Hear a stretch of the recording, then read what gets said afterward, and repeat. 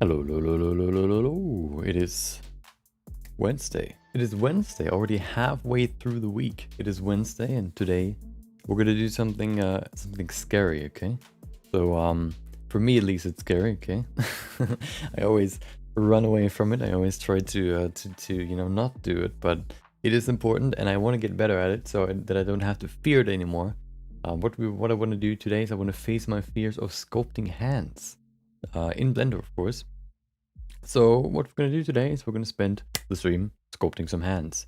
The goal, well, I plan on sculpting one hand, or I want to, start with one hand and see, like, I want to spend as much time as I need to sculpt them. And if I feel like, okay, now I kind of reached the limit, or I kind of reached the point where I want to go, to a new one, then we're going to start with a new one. But I wanted to, give myself as much time as possible to get to the desired result, I guess. It's not like I want to, I don't want to challenge myself today. A little bit more relaxing, I guess, a little bit more relaxed, no challenge or whatever. Just kind of, giving myself some time to practice sculpting hands. Whether that's one hand or multiple, we'll see. But yeah, I wanted to, just kind of get better at it. So that's what we're gonna do today. Welcome back, Kenji. Welcome back, Scally. Hope you both have enjoyed your Wednesday. You're halfway through the work week. Isn't that great? I had to work 2 hours longer today at work, which is why I had some time constraints today, but now we're here. Okay, almost an hour later, but it is how it is. But yeah, so we're gonna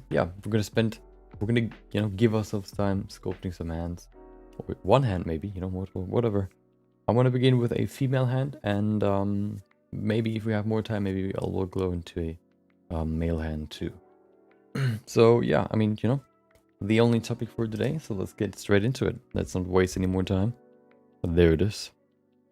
Blender, my ally.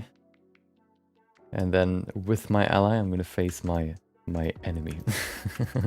Okay, so I haven't really looked up how other people like to sculpt hands. I think I have like a rough idea how people do it, but especially when it comes to sculpting hands in a certain pose, it's a little bit different. I think these fingers are easier to sculpt. Like sculpting these in a pose is simpler because you can basically start by making them straight and then you can just bend them. But this one, the thumb is a little bit different because not only does the thumb, like this part here, move, but also like this whole part here. So it's a little bit more, it needs to be a little bit more dynamic, I guess. But I think you can still do it with by starting neutrally, how you would do it with characters, for example, or how I start with characters. I think you can do the same with hands too, and then sort of pose it at the end. I think that's what I want to do here too. Kind of getting the proportions right first, and then getting into the actual pose itself. I think that's easier. I also probably want to try a new workflow, or the new workflow that I want to try, or want to use in the future. Yeah, but yeah, let's do that. So I actually can keep this sphere because I want to start with this sphere. Let me show you the reference that we have for today for the hand. Let's go into sculpting right away. Okay, hold on. Okay, so the wait. Okay, there it is. So the reference that I have today. So if you're looking for good hand references, I think you can find some pretty good ones on Google or Pinterest probably too. But I didn't look there. I looked at a different website, or on a different website, which is called 3D Scan Store. They sell models and have really great, I guess, reference images for hands, for example, or for other things that the human body is, I guess, made out of. So if you go to here to their website, you can see they not only have hands, but they also have like different textures. They have head scans, they have body scans, they have feet scans, and all that. So if you ever need to find some reference for example hands, or I don't know, maybe the face even, this might be a great reference for that, because they not only, they try to show off their model, and to do that, they show you some cool images that can give you a better idea of what, this hand would look like, for example. And so this is the hand that I want to do today, a female hand, because it's more delicate, so you have to kind of, I guess, pay more attention to the details. And the pose that I want to go with is this one. This one right here, the sort of half pointing, like kind of hook pointing, relaxed pointing, I guess you could say. That's what I want to go with today. And that's what we're going to sculpt today. The first one that we're going to sculpt. Maybe we'll do more, we'll see. But this will be the first one. It has some interesting sort of squashing and stretching if you go closer to it, like here, the thumb especially, because it kind of is closer into the middle. It squashes here, this area here in the middle a little bit more. Same with these hands, because the finger is pointing upwards and the other ones are not pointing upwards. We have this very strong crease here on the middle finger, and just a few, I guess, different things that sort of, play into how this hand is shaped. So this will be the reference for today. For the first one. Hello. Okay. Apparently my internet broke. Or my browser broke. Okay, nice. Let me restart that real quick. Okay, yep. Let me put the reference in Blender so we can see it in here too, and then we can basically begin. Nope, that's not the one. There it is. Okay, perfect. This does not have maybe all the perspective that I would like to have, but I think this one was basically the easiest one to find, with as many references as I, or with almost all references that I would love to get. So, in terms of times put into it and end result, I think this one's the best one that I could find. So yeah, we're ready. Let's get into it. So yeah. And then, I kind of also, we can sort of go over the different portions of the hand too, so that we can, I can remember them again, or I can keep them in mind. So let's begin. I think what I actually want to do is, what I usually do is I start with the palm and then I pull out the fingers. I want to do the same here, but I don't want to,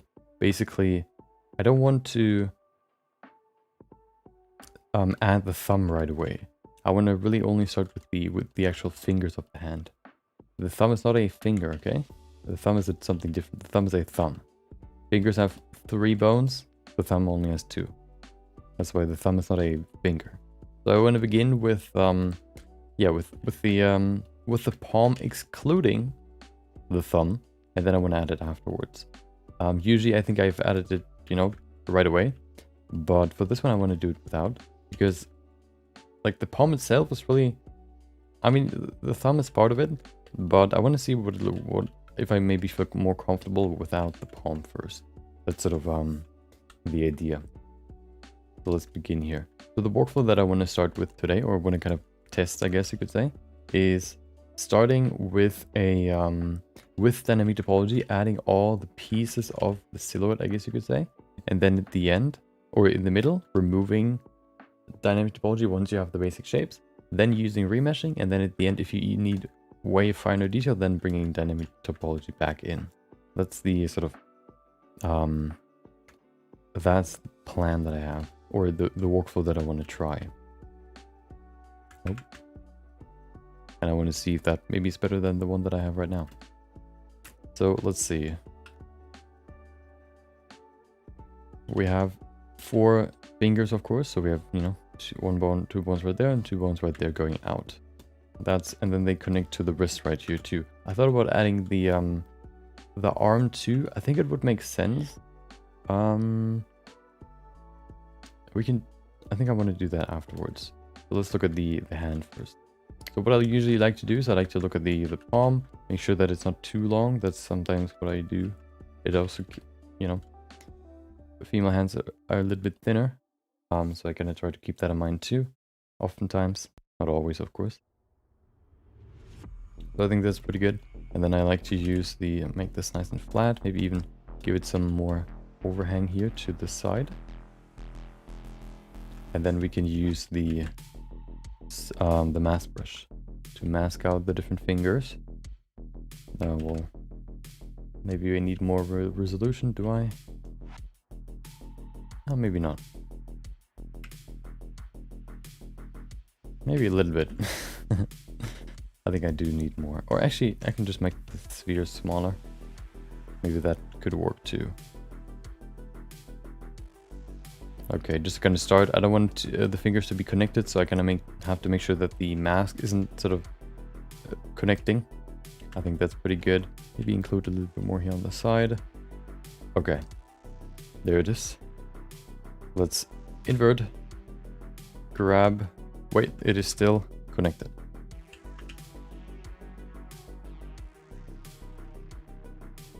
There you go. That should be enough. Okay. Invert. Nope. Invert again. Grab. We can actually probably just use the move brush. Just gonna move it up. Zip. Those are some nice fingers. They're supposed to be as long as the palm. So if we take the cursor, make the cursor as big as the palm. That should be a good way to measure it. That's one. Oh, needs to be longer. Or the palm needs to be shorter. I kind of want to make the... let me look at some other references for this hand and see if I... what would be the best way to go? Oh wow, the palm is really long.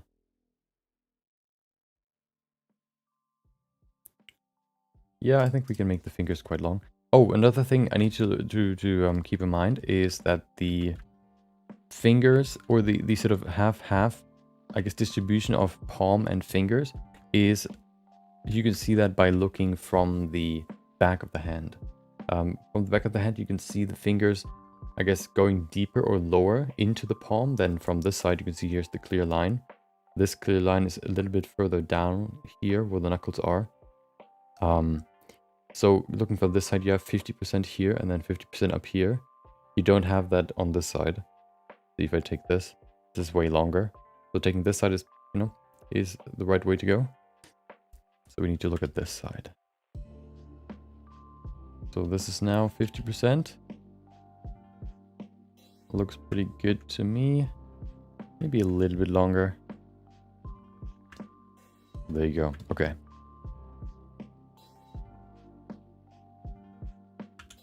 Let me adjust some smaller things here. First of all, we need to make the hand thinner.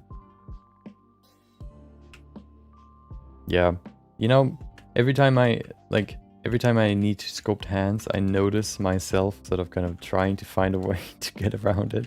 So I, you know, now finally wanted to, you know, to face my fear and to actually, you know, do one of the, you know, kind of practice hands some more. So now we're here. Wait, you can press Control D to remove the inequality and then Control R to remesh. Oh, that didn't work. Hold on. Yeah, so that's what we're doing today. Okay. That should be good enough. There you go. Okay. Looks very rough, of course, but that's okay.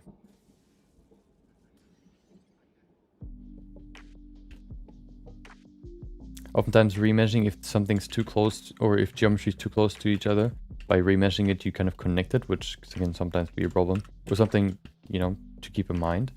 But it shouldn't be such a huge deal for these fingers. They were connected, but we can easily just remove them. You know, just remove them from another. There you go. Okay. Looks very much not like a hand, but that's exactly the stage we're in right now. Kind of blocking everything out in the beginning.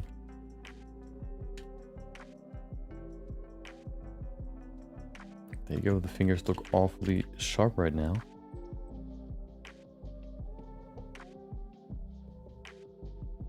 Okay.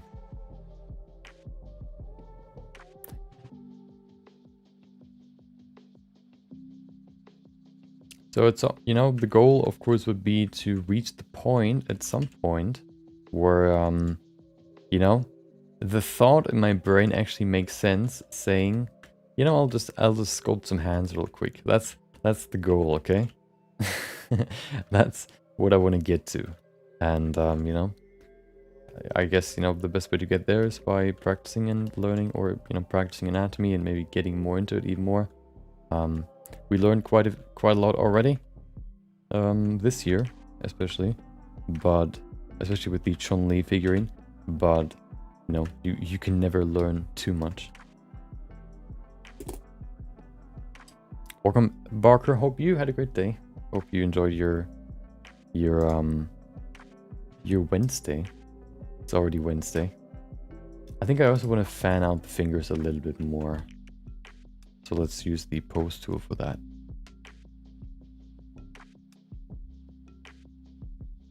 Just kind of grab them, and I don't want to make face sets for these. I'll try to do it without them.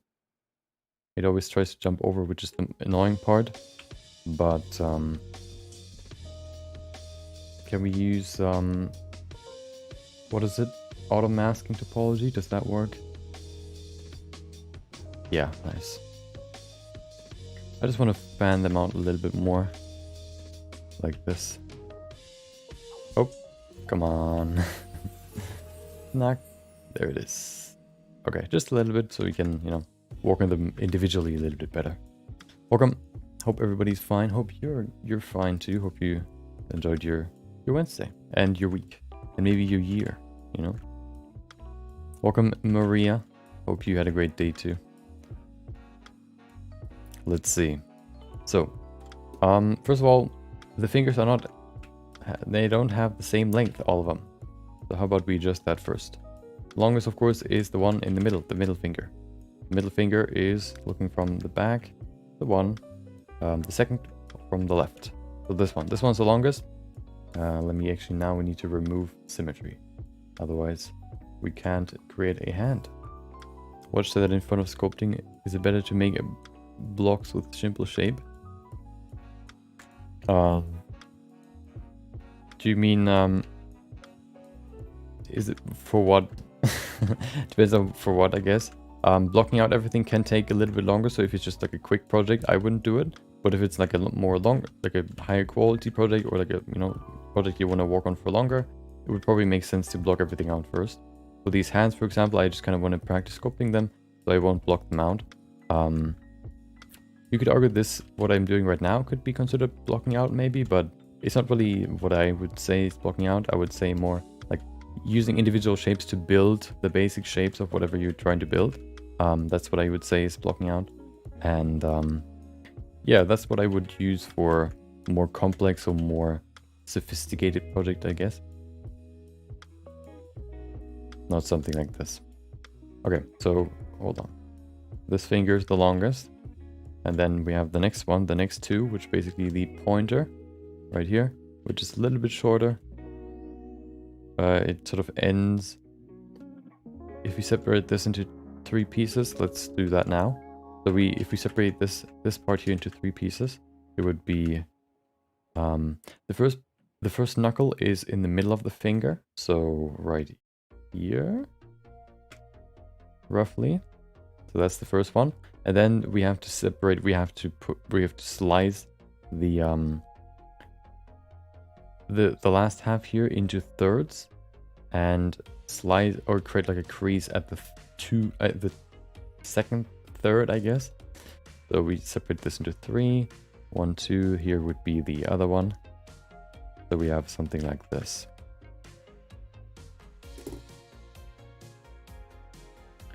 Okay. Maybe we can push this a little bit lower. That's better. Okay. And this we can now use as a guide for the other fingers. This one is roughly it's not that much shorter, but it's, you know, a little bit shorter, so this should be pretty good. The other one is has roughly the same length. Let's pull it down, smooth it so it doesn't get too lopsided. There you go. And then we have the last one, the short one. This one right here, which is basically just it's roughly it's not half as long. It's maybe It ends at the second third of the middle finger, basically. In the middle of the second third. Second third? Second part. Second bone. So somewhere over here. That should be good. Okay. There it is. Looks weird right now, I know. But we're not done yet, okay? Don't expect too much. Okay. Let's give this some more shape. So in general, you have this little sort of hollow part in the middle, which is basically where the sort of where you have the separation into the different fingers of the sort of the tendons. That's what you can find in the middle or in the palm. So you need, and there isn't really that much sort of volume, any muscles or whatever. So you have quite a little, like a little, you know, dip right there. I think the hand overall is quite thick still. Let's make it a little bit thinner. Right here. Welcome back, Genghis. Hope you enjoyed your Wednesday.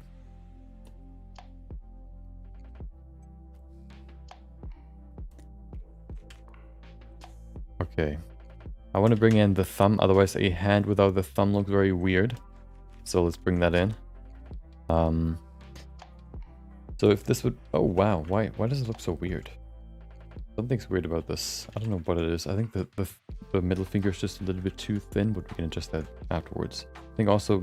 let's see. Something's not right. It looks weird. It looks pretty good, actually. One thing to keep in mind also is that the... it has like a slight downward slope like this. And this border here, so we need to push it down a little bit. Let's do that now. Just kind of pushing it down so that we can keep it more like this. Okay. Hands, yeah. My arch nemesis, the only enemy that I still have in sculpting. And I wanna beat him at some point. At some point this year at least, okay? Not today, maybe. Maybe they'll win this fight, but not the year, okay? I have shied away from them for far too long. Okay, let's give these fingers a little bit of a better shape, and then we can go into the other one, into the thumb.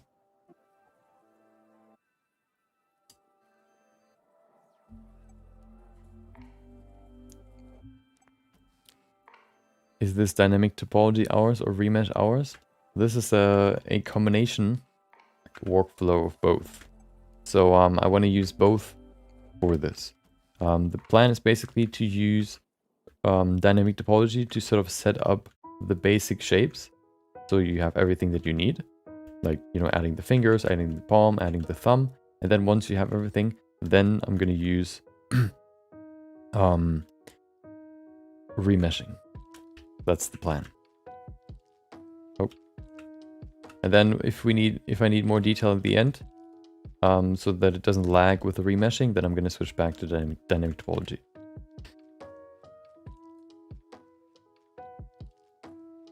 I want to make the hand quite thin right now. It looks very, very bulky. And I don't want to have a bulky hand. So we need to make it quite thin. Any tips how to start learning to sculpt, like little project or what are good exercises? I only started Blender or 3D in general in December. So if you want to learn sculpting, the first thing to I guess to learn is how to sculpt. And then you can, well, no, okay, that's not what I mean. The first thing to learn is how to use the tools in sculpting. So I think a good few ways to practice that would be to do like small exercises, I guess you could say, or sculpt simple things like, for example, an apple, or maybe even like different fruits, or like pineapple would also be very good, because you not only have to learn how to kind of create the shape itself, but you would also have to kind of train or practice how to do these individual ridges or these bumps that a pineapple has, or maybe even the leaves.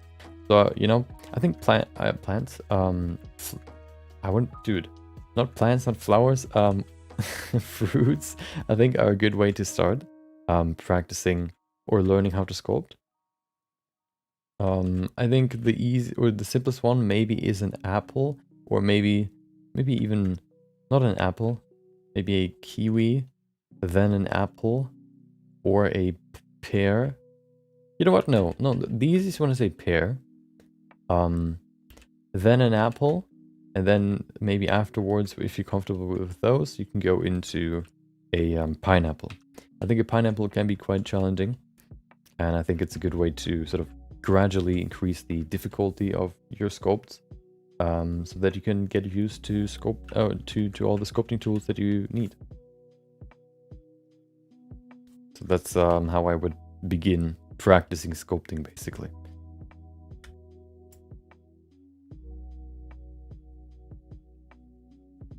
Look at that, even just by thinning out the fingers, they look immediately more like fingers. Who would have thought? Let's give them some shape here.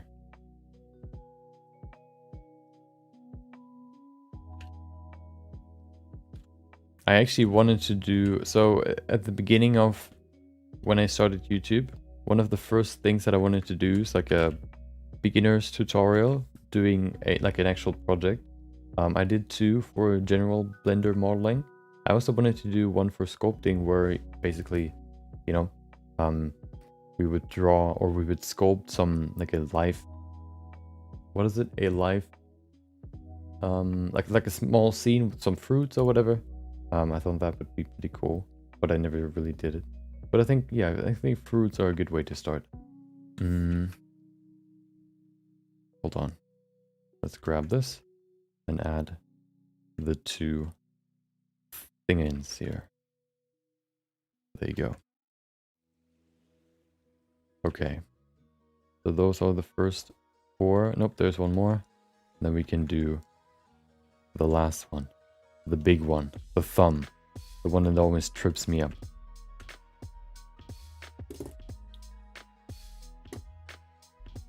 It's getting thicker as it goes. I think it should get thinner and thinner as it goes to the end. So let me fix that real quick. Kind of pushing it in here a little bit. Let me look at the shape real quick. So it's staying quite straight at the top, but it's sort of thinning out at the bottom. So the top can stay quite straight, like this. And then this part here gets thinner and thinner and thinner. There you go. Maybe even add a little bit of a fingernail here. Just pushing this part forward is usually how I do it, because it's fairly simple to do, and it kind of serves the purpose, and where it gives you a pretty good, you know, fingernail shape. There you go. Do that for all fingers.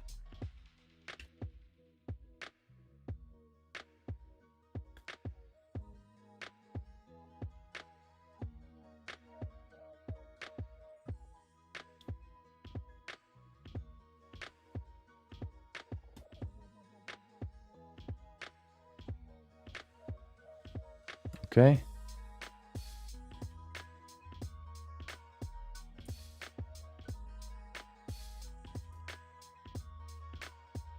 That's the second one.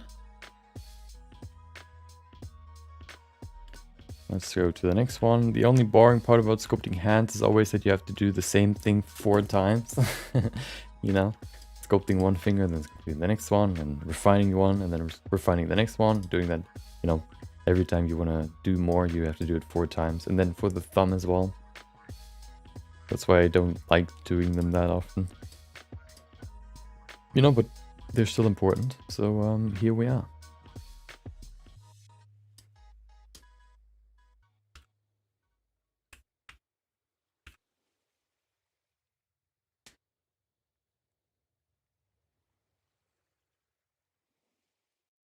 Oh, that's too far. Okay. Next fingernail. There it is. make the other side quite round and quite thin. Could you do one finger and copy it? I could do that too. Welcome back, Jonas. But I could also practice it 4 times. That's why I wouldn't. Yeah, look, I could do that, but I think it would. I don't know. I don't really know how I would combine them again.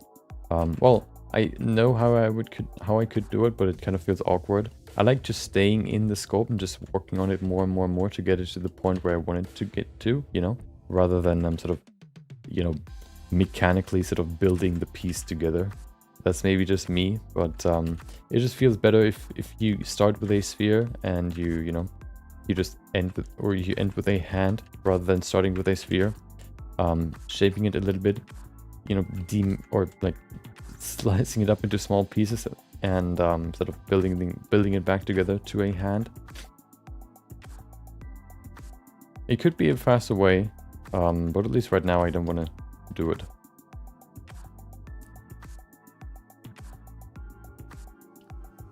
Okay, doesn't look too bad. Okay, we're getting there. It's not great, but it's also not bad. I think they're too far apart right now. Let's bring them closer together. The problem is, I want to bring them closer together, but I don't want to make them thinner. That's the most annoying part. So let's see how we can do this. I guess the easiest way would just be to select one half and then move it over. So let's do that. There you go. We can maybe even just use this. Okay. There you go. Do the same over here.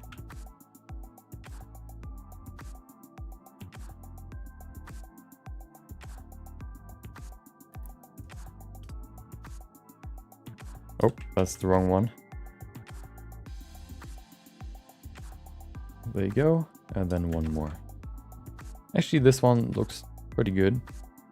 I'm gonna leave it there. I think it's good. There you go. Box mask selection to move without affecting the others. Yeah.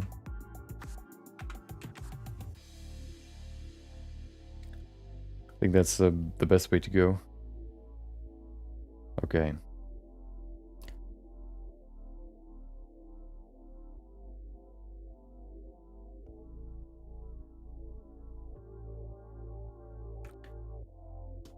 I have to make sure that there's nothing overlapping here, so I kind of need to draw over it to kind of change or remesh it basically. There you go. We can see here it's overlapping still, so I need to do it over here too. Perfect. We can also probably go into this view to see where it's still overlapping and fix it right here. Perfect.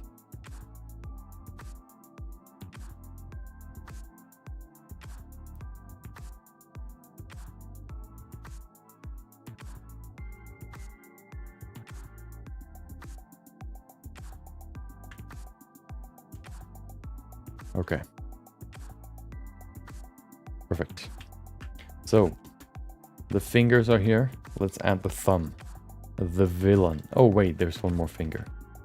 The villain of the whole story.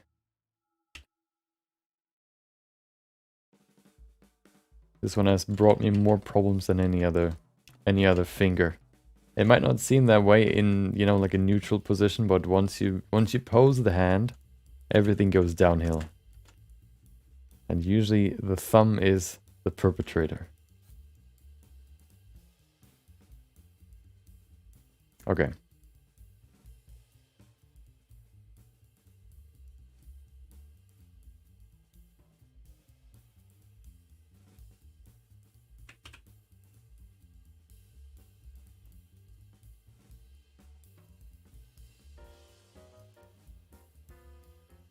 Okay, well, we can adjust the small things later. Okay, so let's do the middle part first. I want to separate the fingers a little bit more so I can see them better. Okay. Add the little bumps here, especially for the knuckles. right here. And then we bring them all the way to the wrist. There you go.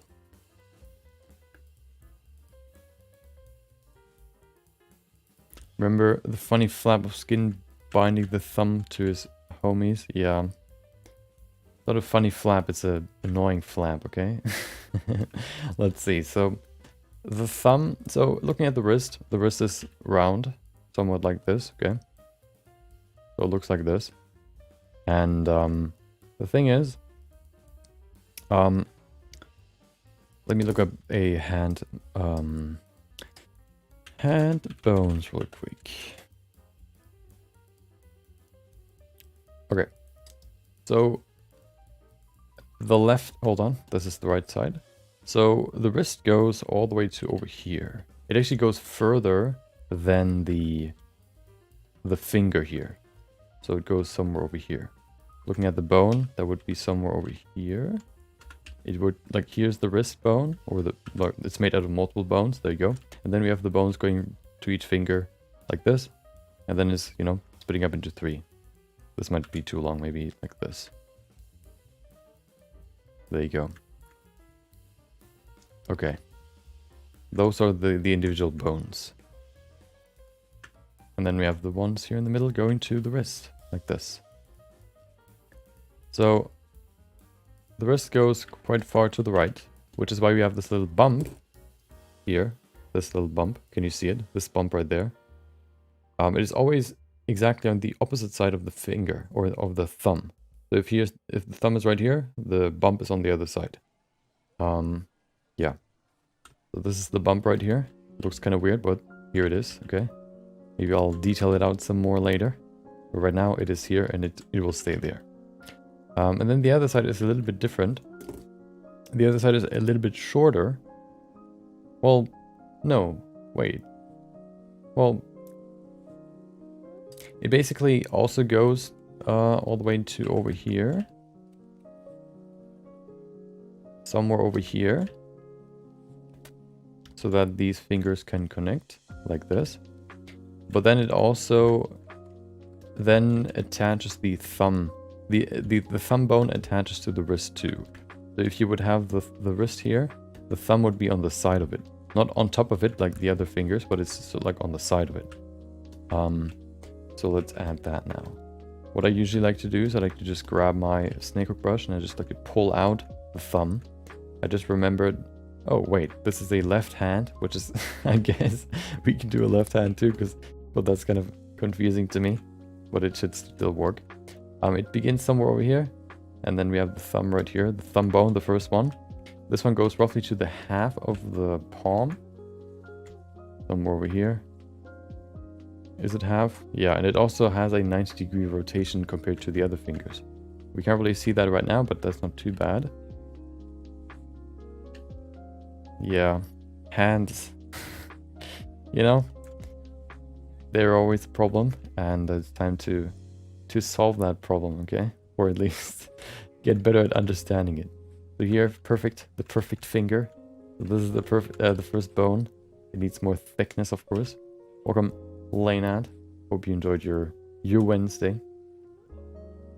There you go. So I want to kind of only really sculpt the bone first, and then I want to add the muscles afterwards. So here we have the bone, basically. Nice and round. This bone then, of course, you know, ends flat, so it can connect to the next one. Let me see. It's a little bit more on the outside, if I see that correctly. It is. Tell me about it, never managed to draw them. Yeah, drawing is even worse. So, you know, I would argue sometimes drawing is harder than sculpting. Because at least in sculpting, you're working in 3D. But if you're drawing, you're still working in 3D, but you need to do it in your head. You need to envision what you're doing in 3D, in like what you want to bring from 3D into 2D in your head instead of being able to see it. I think that's arguably even harder. Especially when it comes to like crazy perspectives, or also just like rendering an object, like giving it realistic lighting. You have to kind of think of that in your brain too.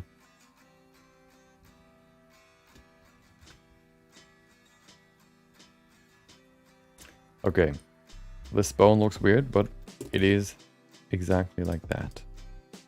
The thumb at the overall ends roughly somewhat where the other ones sort of begin from this side. Like on the first bone. And it also sort of, you know, goes to the side pretty quickly, but then it also usually sort of makes a sort of move into the middle again. Like if I relax my hand, you can see it doesn't just go straight like this, but it actually has like this little, I don't know what you call that, like a little degree in here. It doesn't just go straight, it goes like, when it's relaxed, it's a little bit more like this.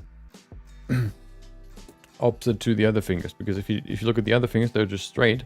But this, for some reason, it doesn't like to be straight. It likes to, it likes to have this weird edge in here, or this corner.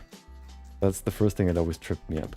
So it would go from here upwards, but the reference that I'm actually looking at doesn't go upwards. It actually goes straight. So I want to keep that in here too. I want to make it straight. Which could be a little bit harder to estimate the proportions, but okay, I mean, you know, that's just what we have to live with. Also walking in the hands for my character and they still look stylized, so I still have to look at lots of reference to achieve the realism. Yeah. It's, you know, sculpting. I know that I know that I can sculpt hands, realistic hands, okay? In Blender, I've done it before, but it's still, you know, there's a time in sculpting, in my experience, where you can sculpt something, but when you start sculpting it, like when you know, you say, hey, I want to sculpt some, like a hand today, you don't know if the end product will be good or not. You're not confident in it yet. And that's the point where I am with hands right now. I had that with characters, for example, like, hey, I want to do this character. I don't know if it's going to look good in the end, but, you know, we'll just, you know, do it and see what the end result will be. I kind of, you know, you get over that, or at least I got over that at some point. You know, the more you do it, the better you get, and the more confident you are. But with hands, I haven't done them too much yet, so that I get there, or that I've gotten there. Okay, this is the bone. Let's separate it into multiple pieces. We have the first one that ends roughly here. Okay, roughly in the middle of the palm, maybe a little bit higher than that actually. So maybe over here, because the thumb, I mean, the thumb is only 2 bones, so we need to separate them a little bit differently. There you go. Of course, it's 3 bones if you include the one in the palm, but the palm is not necessarily part of the thumb. Blocking a simple hand can be easy, but with making the realistic is tough. Yeah, especially because of all the small volumes that change or squash and stretch. If you move your hand just a little bit, you know, it can really quickly change the shape and the look of a hand. You know, mostly with if you have like fit characters that you're sculpting, you only really need to look at the sort of deformations of muscles and how they change when you know, change when they move. But with hands, you always not only have bones and, you know, muscles, you always also have this little fat layer at least that you need to take into account. And that's the difficulty for me. Remembering the muscular structure of the hands, yeah. I think you can break it down into fairly simple things. But the hands are so sort of intertwined that it's still hard to remember where it really sits in the hand. That's sort of the one thing that I still struggle with.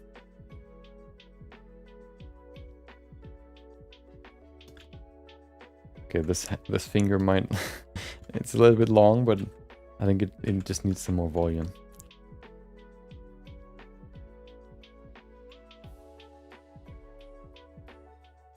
Okay, I also haven't added any muscles yet, so it looks kind of very, very long because, you know, there's no connection to the palm right now.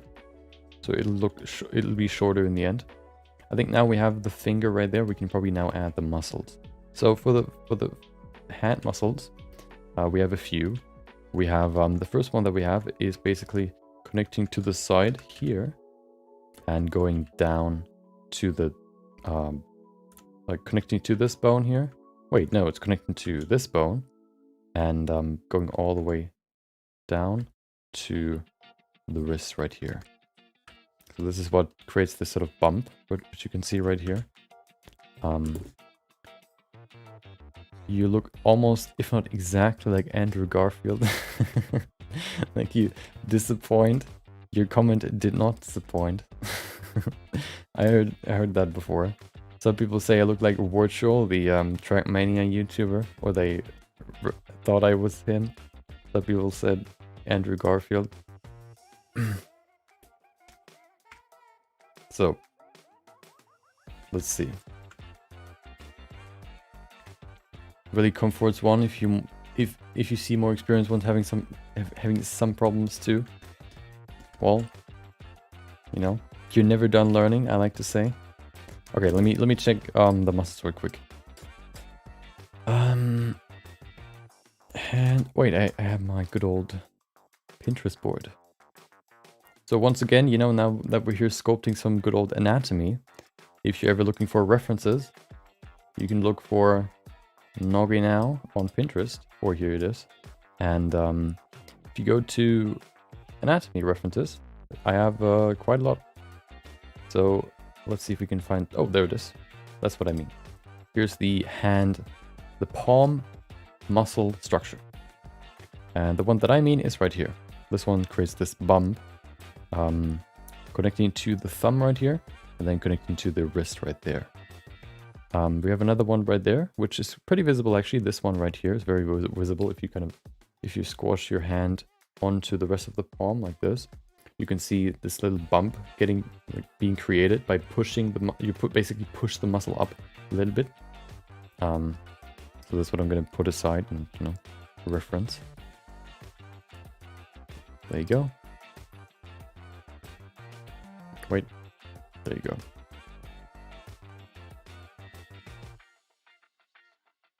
I'm mad that someone said that you look like Virtual. They're right on the money, but I'm still mad. Well, at least I'm not from where he is from. I guess I'm close to it, but I'm not exactly where he's from. Isn't he from? I don't know where he's exactly from. Is he from Norwegian? Is he Norwegian or was he Swedish? I can't remember.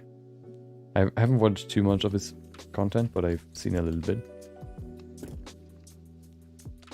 Was binge watching your videos. They're so well made and full of information. Thank you very much. I finally came on stream. I missed it. I watched them in the morning. Oh, I appreciate that. Have you seen the newest one, the newest video? They are probably the most useful video that I've ever made. Probably the most useful video I've made so far. The name is, what is it name? My 4+ years of character creation or character creation knowledge in one video. Basically, I've collected. So what I've done is recently I started basically making like clips out of the stream, and usually these streams are like tips or tricks or like anatomy tips and tricks and all that, explaining, you know, me explaining them and sort of, you know, talking about them. And I thought I would put them all into I would usually upload them to like a clips channel, you know, but I wanted to combine them 50. Now that I have 50, I wanted to put them all into a video, to like a compilation, so that maybe more people see it and get some value out of them. So that's that's what released 3 hours ago, and I think this basically contains most of the knowledge that I have about creating characters, whether it's a Blender or overall just like character theory. You'll find that in that video. 4 plus V. Yeah. I haven't done Blender character creation for 4 years, but I also count the things that I learned when I drew, or when I was drawing, for example, because that's where I put, like, I drew before I sculpted, and I think that's like one of the main thing that helped me when I switched to sculpting, because like knowing the basics of character creation, for example, or sort of like anatomy too, kind of practicing that in drawing helped me a lot when I went over to sculpting. So I would include at least a few of these years in drawing into that as well.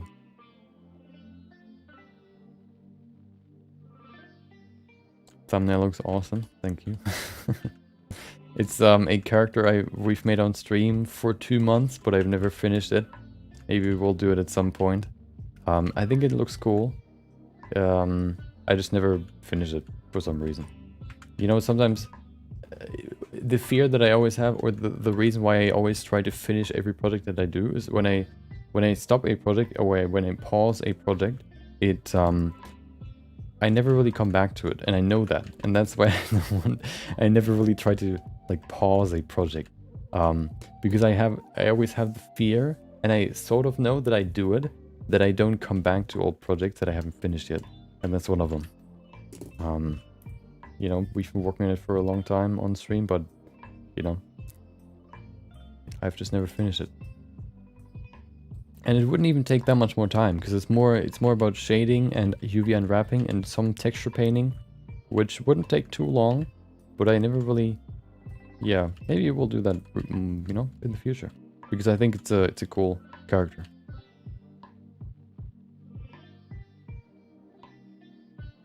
Have to call it a day. Have to get up early tomorrow. Oh no. Okay, I'll see you, Lena. Hope you enjoyed your stay here, and hope you enjoy the rest of your day. Hope you get enough sleep. Okay, so this looks weird.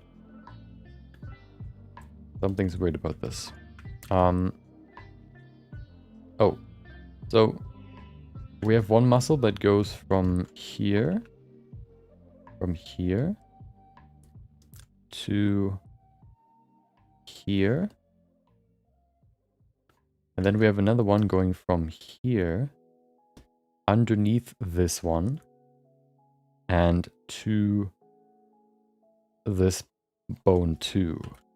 So we have one going from here to here, here to here, and one going from here to here. So we need to connect this a little bit more, make this longer. Not too much, just a little bit more right here. And then we have like this tapering off into the middle, like this. Not exactly right just yet, but you know, we're getting there. And then we have this muscle here going into the middle that connects to the thumb bone here.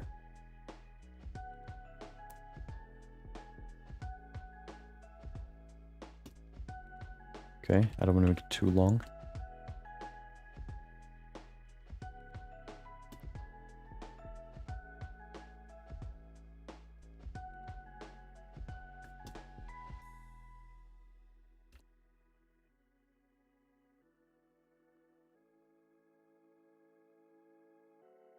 Okay. So this looks a little bit better. It's not fully there yet, but we're getting there, okay. I also want to compare it always to the female hand reference that I have to see if I want to change something. It looks pretty good. A few things here and there. This can be a little bit smoother. There you go. Okay. Another thing is the tendon that comes from the thumb. There are actually two. There's one going from here. Well, it basically goes down from the thumb, and then it splits into two. There's the triangle of the hand basically right here. You see this triangle right there? Da-da-da. This triangle is what I mean. Which is being created by, first of all, one tendon just going to the wrist. The other one, for some reason, I haven't really figured it out too much yet. It just goes from here and then just veers off. Google Maps apparently told something weird. There it is. And just creates this weird curve right here. That you see right there. And that's what creates the sort of hole here in the middle. So to do that, I guess we can just go in here and sculpt the first one. Then we add the other one, and we just kind of add a hole right here. Like a dip. There you go. Okay, that looks very janky, but it's all part of the process, okay? Believe me. I might not believe myself, but maybe you can believe in me.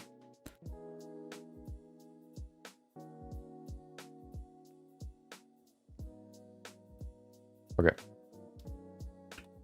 I actually wanted to do something else today, but I didn't have enough time to prepare it. So tomorrow we're probably going to do something different. Well, probably 2 topics, not just one. Okay, more exciting. And yeah. But today I didn't have enough time, so we're doing this. Which is also something I wanted to do for a while, so, you know, there's nothing lost. It's just a shift in in the schedule. We could also work on... I also thought about working on the Chun-Li figurine a little bit more, but I said I wanted to do something else today. That's why we're here. The next step in the Chun-Li figurine is basically adding the clothing. I think that's pretty cool. I still need to kind of think about how I want to do it, because it's an asymmetric figurine with symmetrical clothing, so that could lead to some problems, but we'll see. Okay. I don't like thinking about problems that may or may not happen and trying to solve them, trying to solve problems that don't exist yet. I don't like to do that. So if they appear, then we're going to solve them. Okay, so the thumb is somewhat in there now. Okay. Not great, but it's there. I think one thing that I think right now is problematic is it's too blocky. So the first thing that I want to do is I want to adjust some proportions. First thing that I want to change is the wrist. I think the wrist is a little bit too wide. I'm going to push it more into the middle here. First of all here, and then also on the other side. Just a little bit. Another thing, the outer small pinky is a little bit too far out. Push it in, and then this muscle here connecting to the pinky can also be a little thinner. So now we can basically deactivate dynamic topology, because now we have everything that we need to continue. And that's what I'm going to do soon. I want to just make sure that everything looks okay, and then we can go further. One thing that I noticed, I think the fingers are a little bit too long. Let's make them just a little bit shorter. Oh, another thing, I think still... Oh, I just need to refine it, okay. Okay, let's start going to the next, I guess, the next part of the workflow. Now that we've used dynamic topology to set up all the basic shapes of the hand, we can now go and deactivate it and use remeshing. I probably want to go like 0.75, so we have a little bit more geometry. Let's remesh it. Oh, wait. What happened? Times 0.75. Okay, did that work? I don't know. Maybe. Oh, it did. Perfect. So now we have a little more geometry. The first thing that I want to do is I also already pushed. So this is sort of the profile for the hands here. Or this line. I want to keep this line, but you can see it's still too high up here. So I want to push it down a little bit. Another thing that I want to do is I want to get rid of the pinching for the crease brush. I don't need pinching right now. I want to shape the hand, not pinch it. Push it down basically. So by removing the pinch, I can use the crease brush like the draw brush basically. And just push things around. Sometimes if the crease brush, if the pinch is still active, it can sort of deform things and make things thinner than they need to be, or than they should be. So that's why I don't sort of like, well, why I deactivate it sometimes. Okay.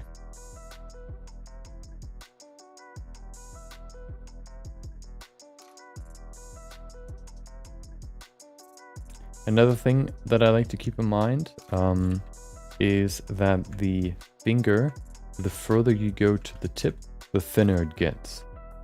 So the thickest part is actually the first knuckle. It gets a little bit wider there, and then it gets thinner again. Slowly but surely ending in, you know, the tip, which is the thinnest. Sometimes even the second knuckle is quite thin too. So it looks something more like this. There you go.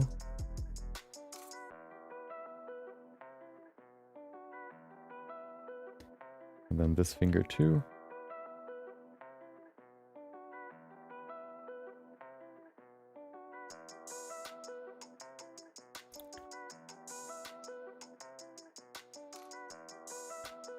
Okay.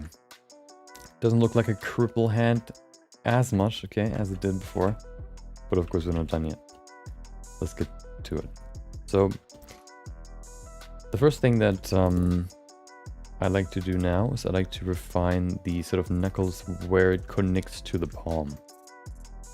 There's this interesting structure where it basically sort of, where it looks like the bones just disappear if we follow sort of the crease, because the crease sort of just does this in both directions. So you get this wide space of nothingness where you can sort of, where basically the in between of the bones is, and it looks like the bones just disappear right here. We look at the bones. It's weird.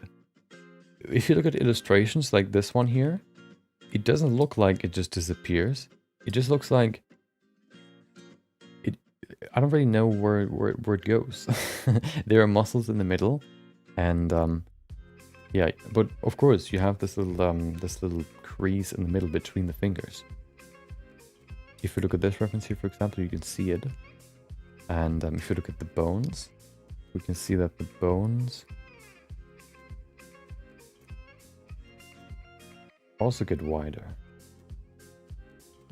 I think what we can see there is the thinning right here. That's what we can see there. So they actually disappear because they end there. They transition to the palm bones. So it doesn't, like, it would, actually, I would actually want to draw what I would think it is.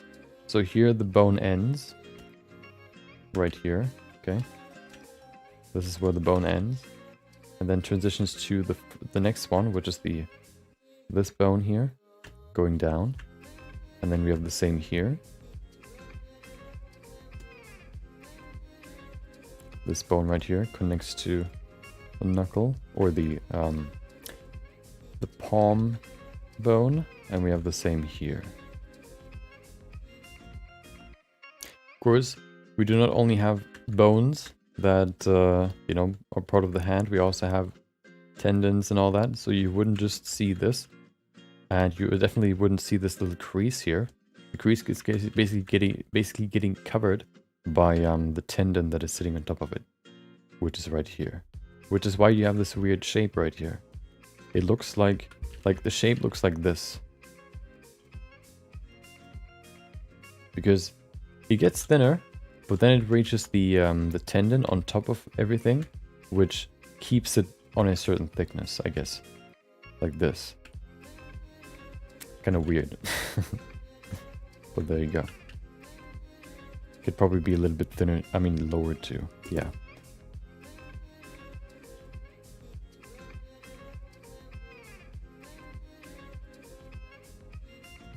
No, hold on.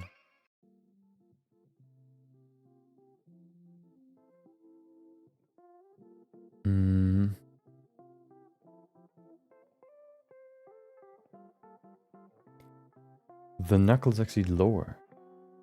the knuckles. So they need to be even lower like than this, somewhere down here. That's right.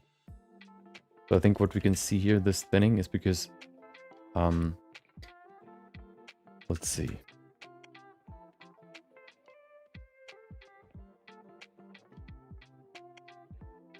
So we have, you know, these longer creases right there. The bone is right here.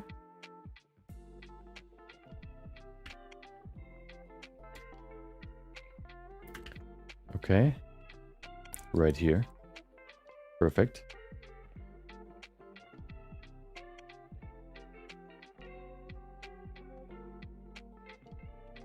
I'm just kind of trying to envision what the bones would look like. There you go. Okay.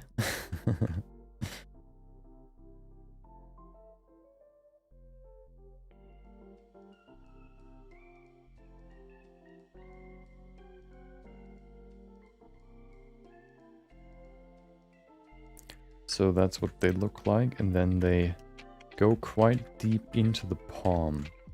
So somewhere over here. Right? Let's see. Yeah. They go quite deep into the hand. Let's actually go over here. Okay. So this looks pretty good. This side looks okay right now. This side looks different. Let's go in here and adjust it a little bit more. So the thinning, I think, is just because the bone is still thin here, and the volume sort of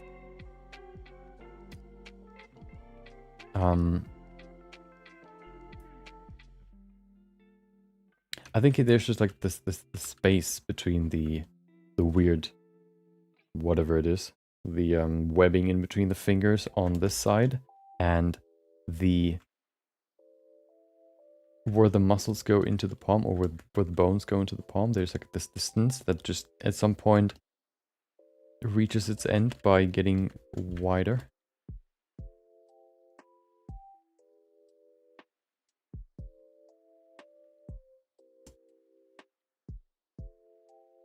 I don't know if that made sense. But I think that's a pretty okay position for them right now. Let's refine the creases a little bit more by going deeper.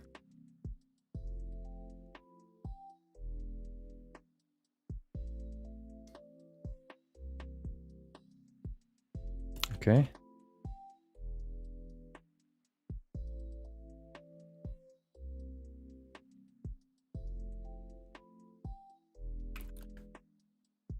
It's getting there. It's getting closer. Okay. Let's fill this up again.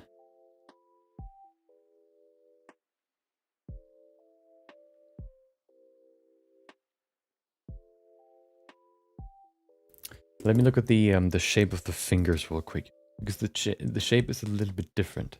Or there's like the fingers change their shape in the slice view, I guess you could say. Let me see if I can find the reference that I remember seeing. I think it was from Anatomy for Artists. Finger shape.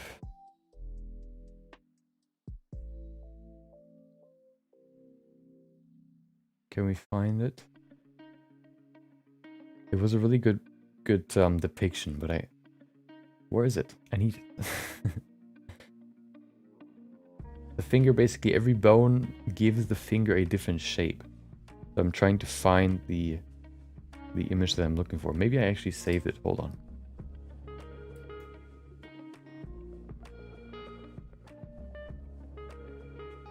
Hands are too complex. I always like to say hands are basically like second bodies, because they're so complex, so intertwined, you know. For a leg you have one bone, well, two I guess, and then you have a knee. For a arm you have two bones. For the head you have, I guess, one, and then some, you know, some like a row of bones for the spine.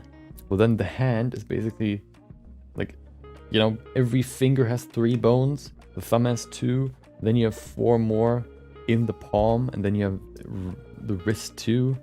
Just too much. There it is.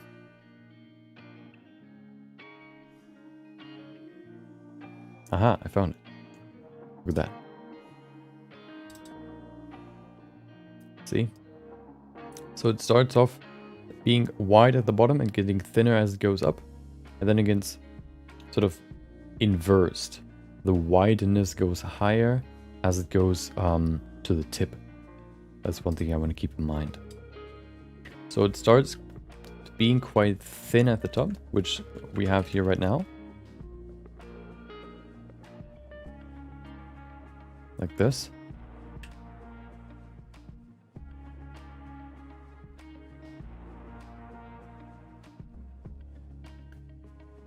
Okay.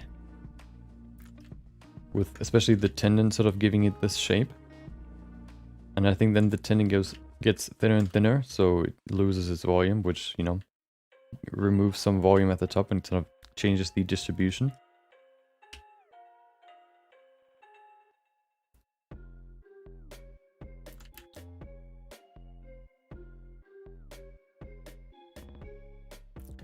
So here we have the first tendon. The finger looks pretty good. Let's adjust this again. So this one is a little bit different. We have the thickest part somewhere more in the middle.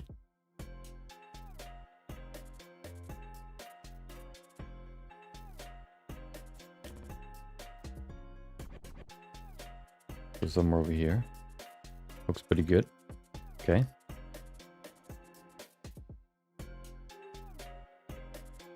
Perfect. And then we have the fingertip. The fingertip is still sort of misshaped. Tilted to the side here.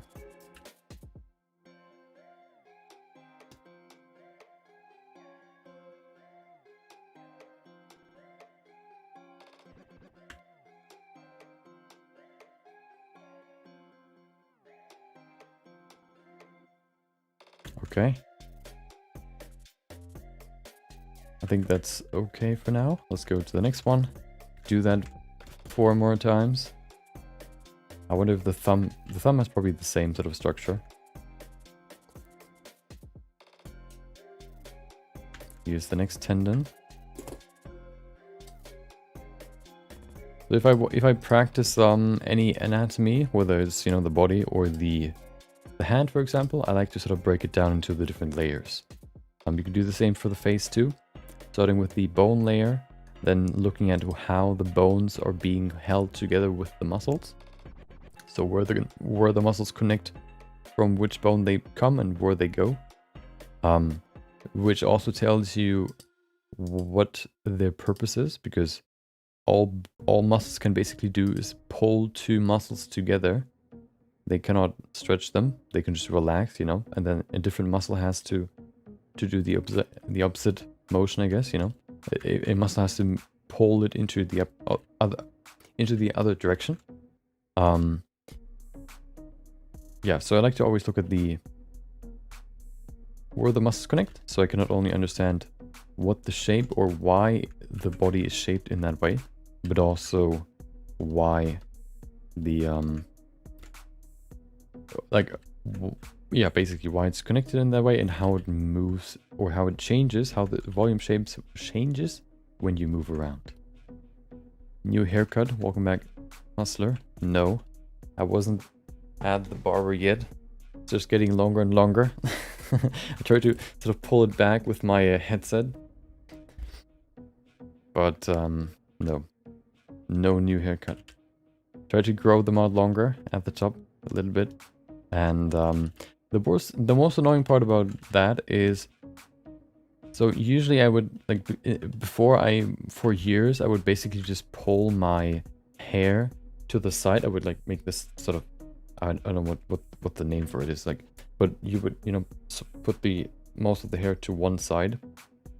But now I try to pull it back, you know, like just go straight back. The problem is, for some reason, my hair doesn't like that. You know, in like some other images I've seen, like how other people can just like pull it back so that the hair actually goes straight back. But for me, you can see I always have this weird curve here. Maybe I just need to do it longer. Maybe that's the problem. But it's annoying because every time I do it, like I put some product into my hair, I pull it back. It looks okay in the beginning, but the longer it goes, with time, it just slowly but surely goes back to this little like curl on the front, and it looks weird. So I don't know what I should do. Maybe I could iron it. I don't know, or whatever that name is, the hair thingy, to straighten the hairs. Maybe they just need to change their sort of structure, so that they get more used to being straight back rather than, move to the side. I don't know. It's annoying.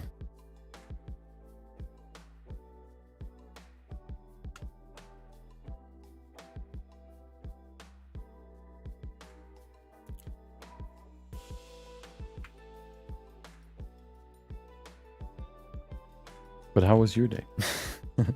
Have you done some more body sculpts? Practiced the body? Join me in this practicing session. Do some practice on your own.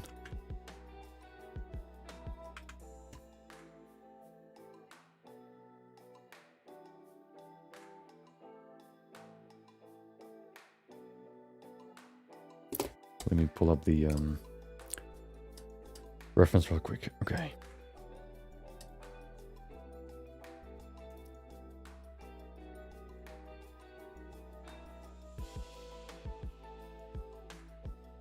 Oh, okay.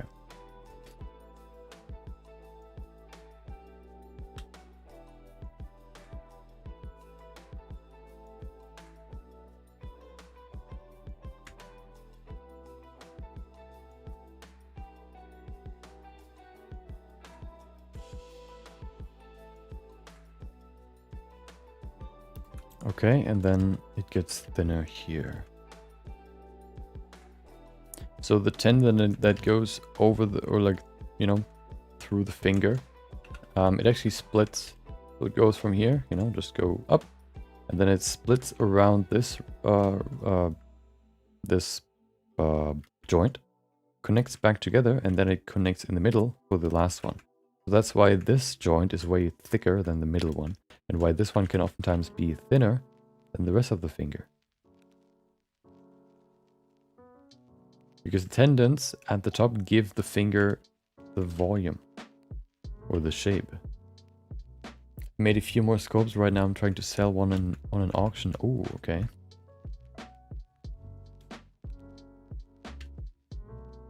Which sculpt have you posted it in the Discord, or is it something new? Is it just like an art piece, or is it supposed to be does it serve a purpose? Like, except just looking at it, I guess. Maybe it can do something cool. Or maybe it's a base mesh or whatever, I don't know.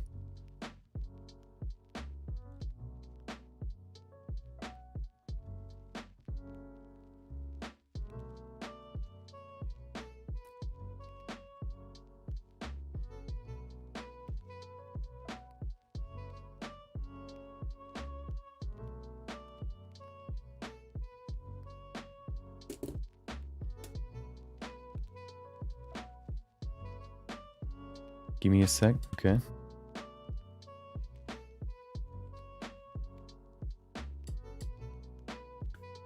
Okay, I think the middle finger looks pretty good now. Maybe it can be a little bit thinner.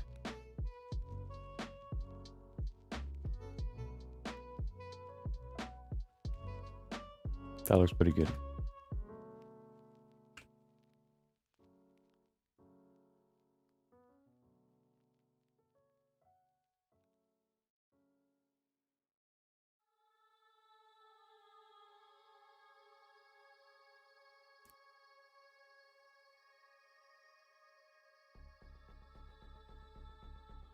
Okay, so I'm going to leave the middle finger for now. Let's go to the other ones and do the same here. So we have the bones here. We have the tendons going to the side, creating this bump here. And then they connect in the middle again to create the final tendon right here. which means that the finger is a little bit thinner at the second joint and ends in the fingertip.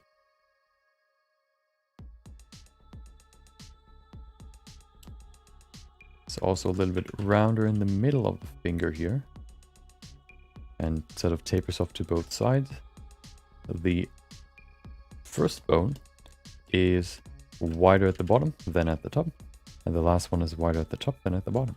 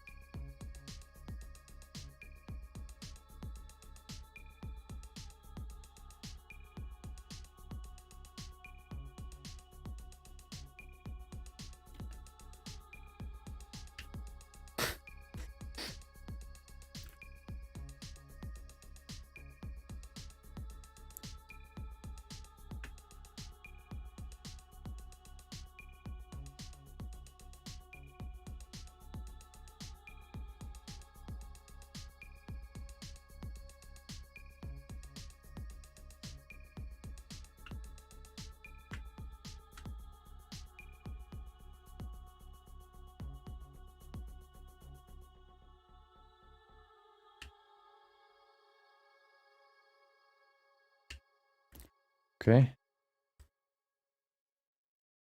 I always have to remember that when they're stretched out like that, they will look kind of weird. There is actually a reference for when they're stretched out like that. Or they like fully stretched out. It is in the same, on the same site. Let me see if I can maybe take that as a reference here too right now.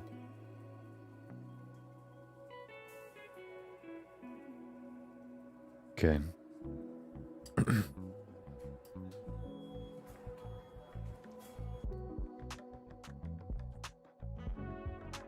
Posted it? Okay.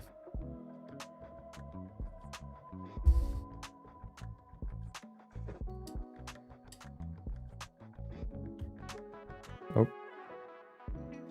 Oh, okay. What is it for? Or what are you, why are you selling it? Looks pretty cool. I like the clothing that you've added. Made a full character, see? When did you say? Hold on. I need to look through your logs. Can I do that?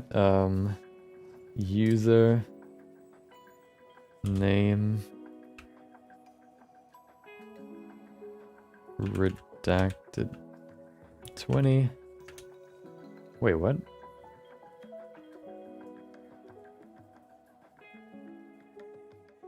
What's going on? Why is it not giving me your name? Can I just look through your... No. Apply, create threat more. I want to stalk you. What's going on?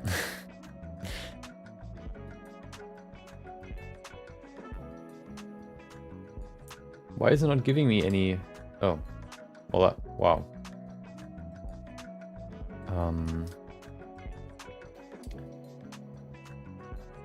Oh, wait.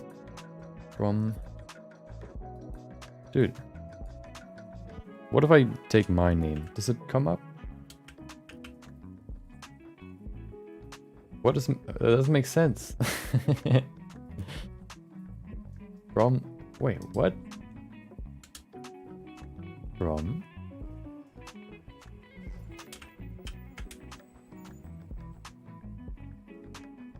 That... Yeah. Okay, well, I guess that doesn't work then.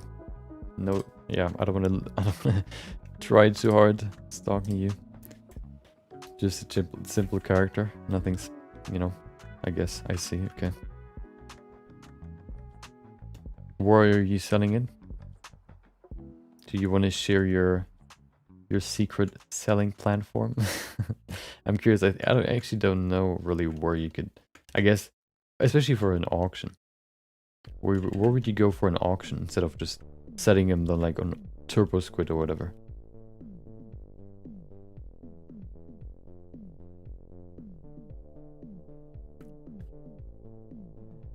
Yeah, I saw the other one too.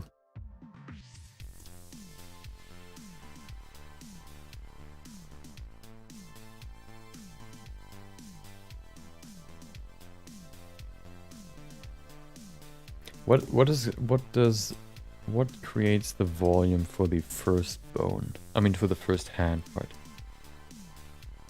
Is it really the tendon? Oh yeah, the thick tendon at the bottom of the fingers. Right here. The thick tendon right here.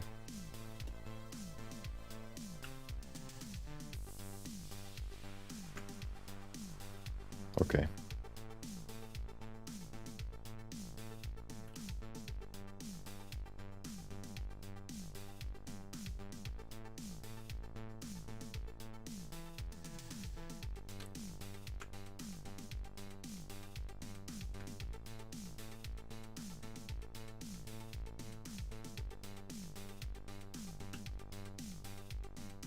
So, we have the thick tendon now. Perfect. Put that in there. Is the body retopologized or the character, or is it, you know, a rough a rough sculpt?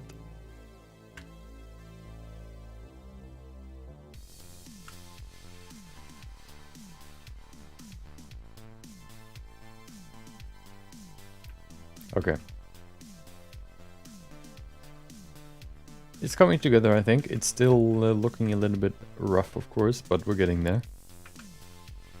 YCH Commissions used to sell. Okay, so there's definitely a lot of people try to sell there, and there's a lot of OC from all levels of artists. Okay, interesting. Never heard of it. Quad remeasure. Okay. Never heard of it. But sounds interesting. Have you gotten in some offers already? I don't know when you put it on or put it, you know, in there.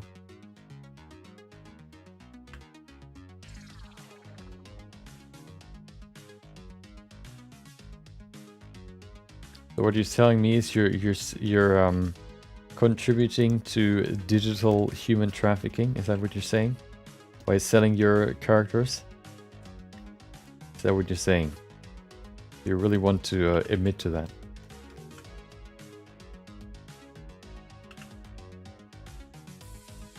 I don't know if that's morally justifiable.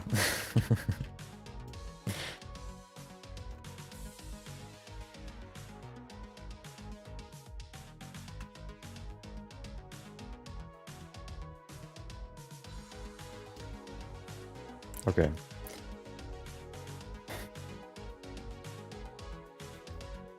So the finger is taking shape, but it's not looking that great. It's too thick, I think. That's the problem right now that I'm trying to solve. So I need to just make it thinner. Ooh, good tick, good trip. What, dude? I cannot speak today. Good trick. The tip, not tick. No offers, don't expect it to sell, but maybe some people will see it and maybe contact me for other commissions. Ah, okay, yeah.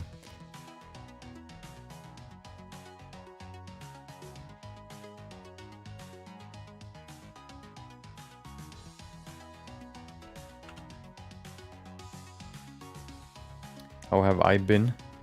I have been pretty good.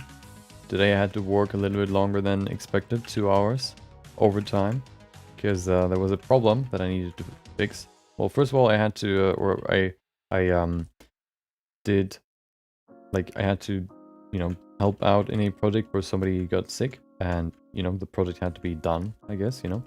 So I helped out and did the corrections that the client, you know, sent us. The problem was I had to download, I had to, you know, take the files off of our server first, and the server connection isn't that great. So it took me 3 hours out of my 8 hours to download the files. So at like 1 PM, I finally got to working and working on the files and kind of getting, you know, understanding the correct, the adjustments, understanding how the project is built and whatnot, remembering because I somewhat worked on a similar project already, and and so and then yeah, so I did all the adjustment or the corrections. First of all, I had to understand them. They were a little bit, I guess, confusing for me, and then I did them, And then there was a problem that I needed to fix. A weird thing, like in InDesign, which is the product that we use to create like online banner and whatnot, to layout stuff, you know. If you export big images, like, you know, like usually shooting images are very big, and then you scale them down to fit them into like a small 250 or 300 by 250 online banner, you know, and or online ad or whatever. So if you then export that image that's been scaled down, if you export it out of InDesign as that small format, for some reason in that file only, because I never seen it that before, it compresses it for some reason and shifts the pixels so that when you, for example, see the car in the image, and the car has very distinct lines, of course, the lines are just broken up. They're little cuts in the image. And that's one thing that the client noticed and, you know, sent us like as to correct it. And exporting it with different, like just making it a little bit bigger didn't solve it. Just making, like, changing a few things about the image, moving it a little bit, whatever, didn't change anything. And then at some point I tried exporting it as an PNG instead of a JPEG, which is too big because I need, but it still worked, so PNG worked. And then I had to put it into Photoshop to export it as a JPEG, so then to fix the problem. But, you know, I only really got there after trying out a few things first. And yeah, so in the end I fixed it, but that was an annoying thing to, yeah, to solve. And that took me like, I don't know, half an hour or so. Robbed me my time. Unbelievable. Welcome back, Zachary. Hope you had a great day. Hope you have enjoyed your Wednesday. Yeah, we had 2 bots today. One that sent a link and one that just said hello.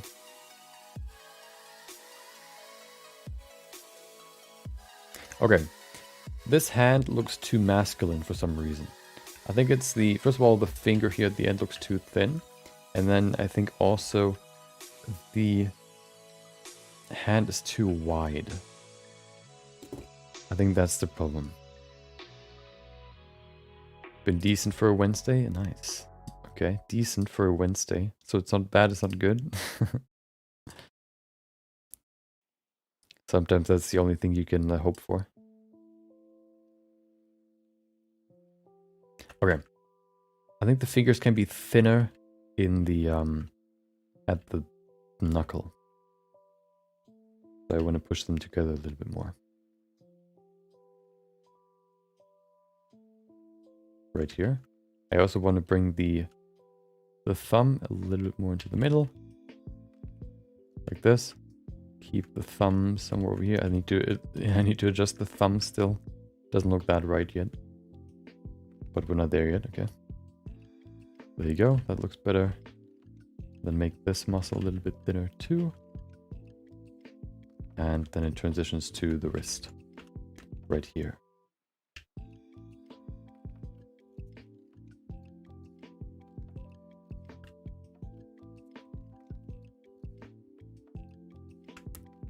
And we have the little bump here on this side.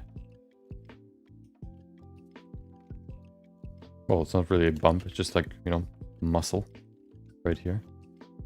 Going to the pinky. No, it's not pink. It's just called that, okay.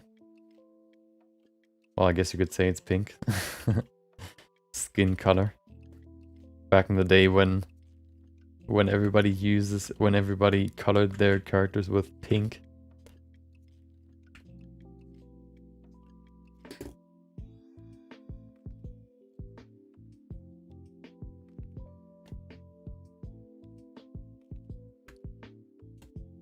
I think the palm is too long now. That's better. The thumb, as always, is giving me problems. I think it's too thin.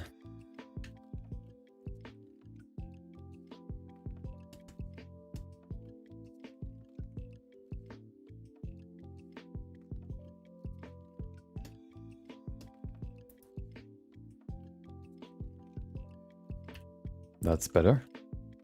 We're getting there. Okay, we're getting there. Slowly but surely.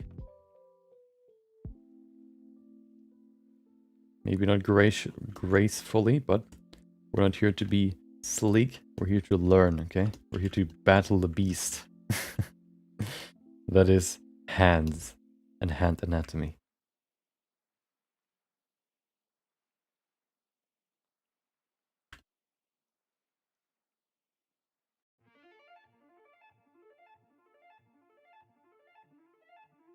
I think it's time to do another remeshing.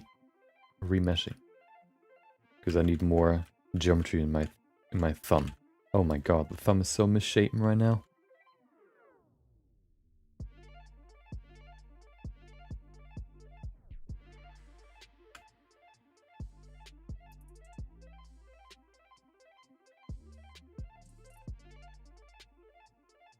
So the way that I always experienced learning a different like a piece of the body is I did it so much that at some point I sort of just unlocked in my brain a way to simplify that specific part of the body.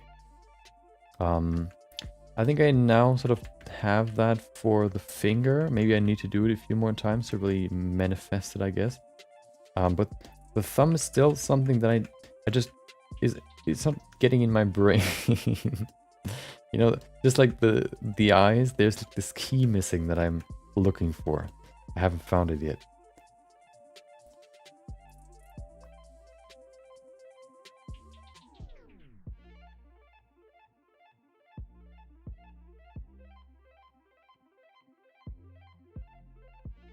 I've been looking for it for a while. Neuroplasticity working its magic.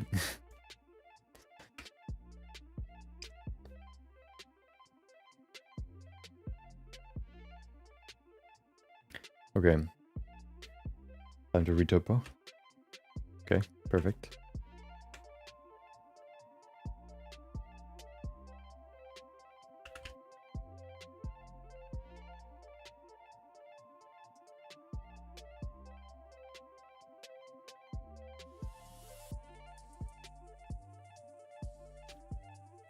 Let's bring back the individual parts of the thumb. Here's the little thingy. Little crease. Shouldn't be too harsh because it's stretched out. More like this. And then we have another one right here.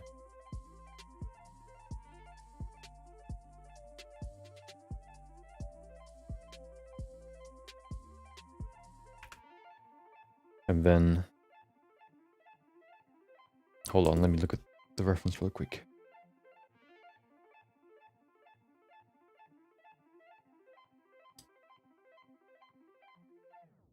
Okay. So we have a muscle that goes from here into the middle. So we need a little bit more here.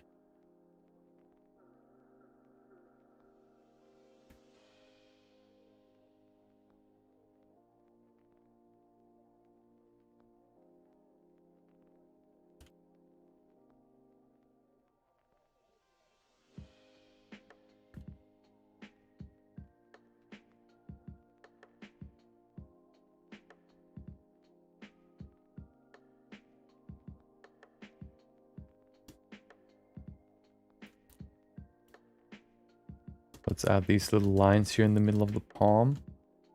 Those are, I think, just more created by the way the volume of the hand sort of moves when you move your hand. So these wrinkles are basically like the lines that you see when you smile on around your eyes, for example.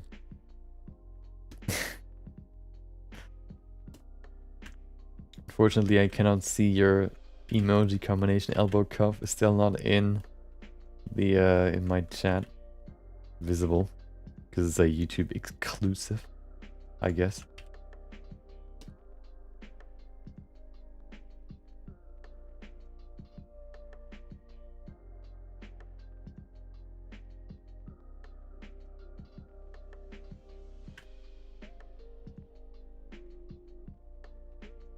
Okay, hold on. This too deep. What happened? One day, maybe, hopefully.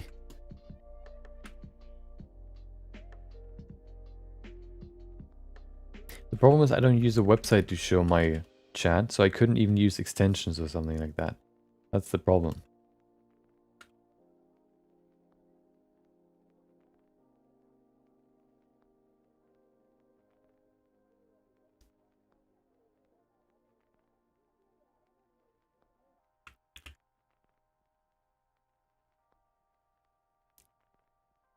Wait. Dude, time's been running today. What's going on? It's already 10 for me. 10 p.m. Well, I started an hour later, but still. What's going on? I guess we'll only do one hand today. But this one will be a good one, okay? I hope. I don't want to promise anything just yet, okay? But I think it's gonna look good in the end.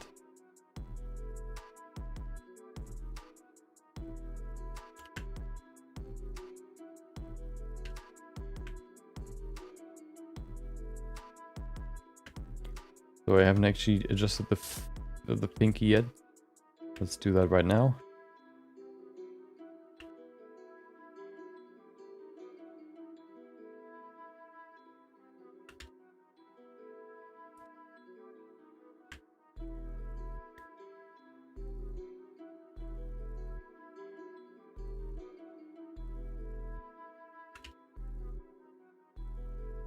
There you go. So I think, you know, I need to do a few more of these to really nail or sort of establish a workflow for hands. Because right now I'm just kind of observing and seeing what I need to change rather than going through a certain step-by-step way, I guess you could say, how I would do it for any other part of the body. I'm not there yet with hands. So we probably need to do a few more of these from time to time. I'm not going to do these like a full-on hand week. I think I want to spread them out a little bit more.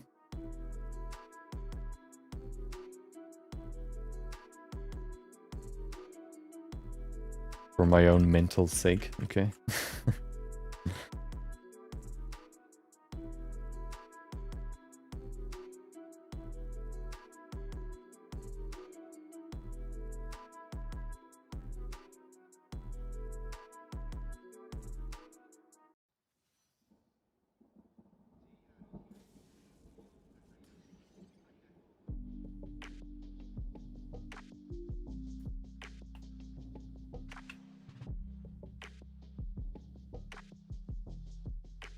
Okay.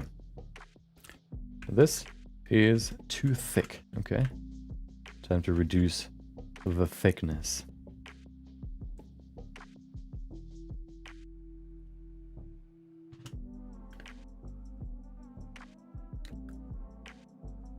Okay, that's better.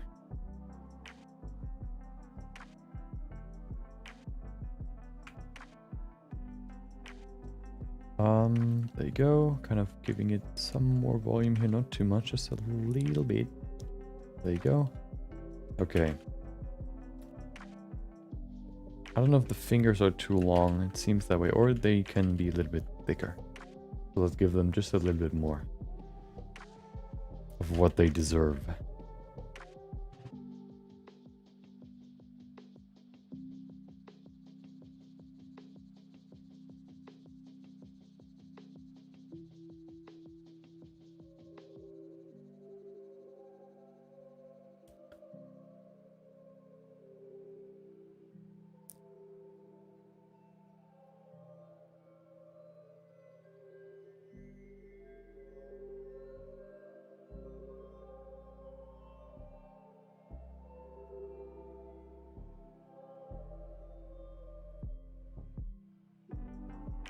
Okay.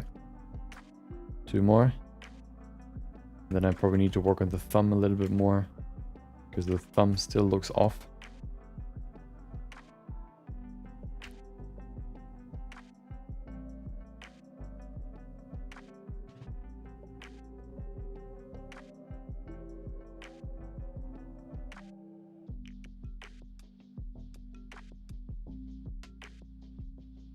Maybe we should do a thumb sculpting stream. Just thumbs over and over and over again. In different poses and different everything. Just to learn about, you know, just to practice them.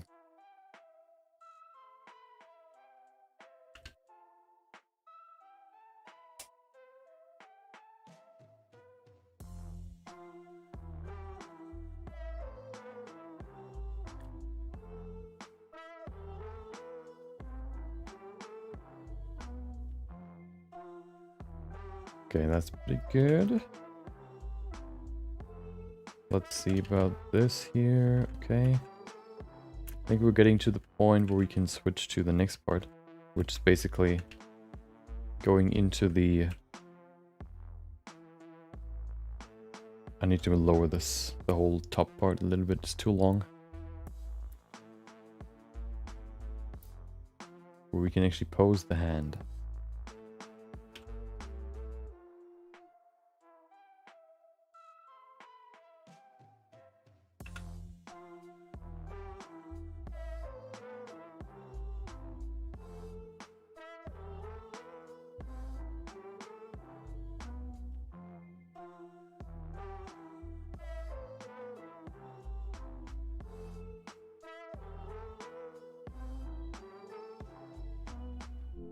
Okay. There you go. Grab the good old move tool and push it down. Oh, hello. I guess I could also push it up, but I want to push it down. Okay, perfect. And I'm going to grab the fingertip and push it down a little bit too. Look at that. Let's fix the edge here. We can probably just press Ctrl R. There you go.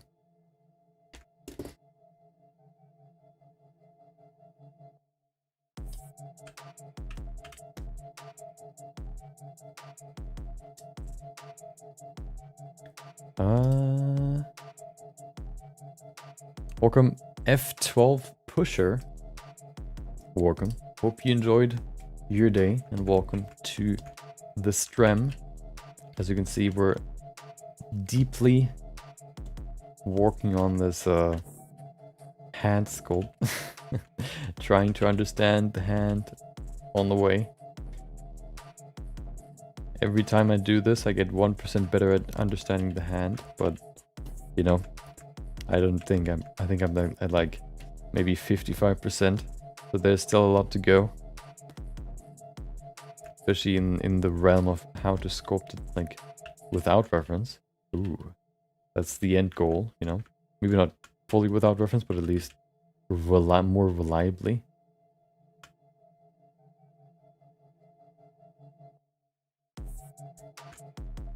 There you go.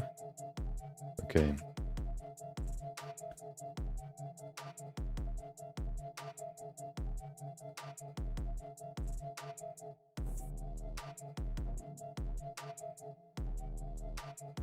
That's pretty good, I think. I think that's a pretty good point to go to the next part, which is doing the pose. So let's save this and then let's switch. Oh, let's use the face sets. Okay, let's begin. So first face sets. Yeah, let's just draw some face sets for the finger part or for the hand parts. So the good part is the palm does not rotate or does not bend because it's made out of one set of bones. So the only thing that we really need to face set here are the individual finger bones. So these ones. For each one, of course. And then the thumb. And then we have all that we need. And then we're going to pose the hand. And then we're going to go to back into the palm, for example, or also the hand itself, and give it some more, I guess. We need to shift sort of the distribution of everything a little bit because, you know, the hand has a lot of soft tissue, and if you know, for example, do this, kind of bend your hand or, you know, put it together like this, the soft tissue gets pushed around and is stretched and squashed around quite a lot. So we need to do quite a lot to adjust it to the new pose, I guess you could say.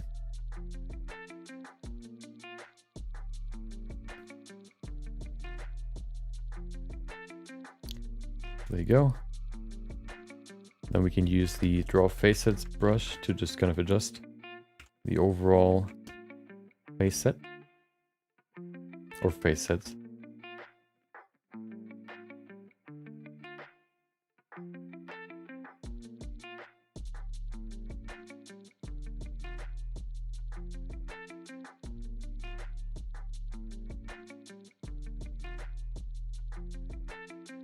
One thing to note is because the fingers rotate on this knuckle here,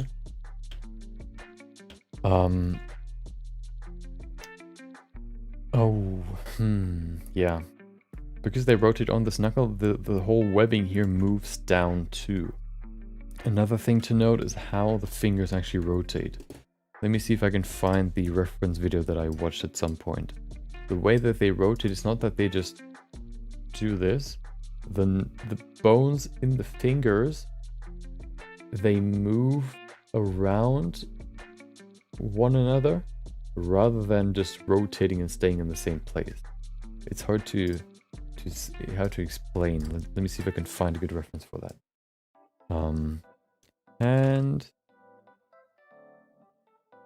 movement ASMR, what? No. Let's see. Hand movement.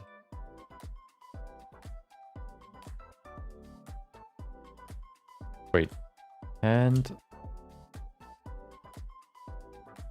movement anatomy, maybe?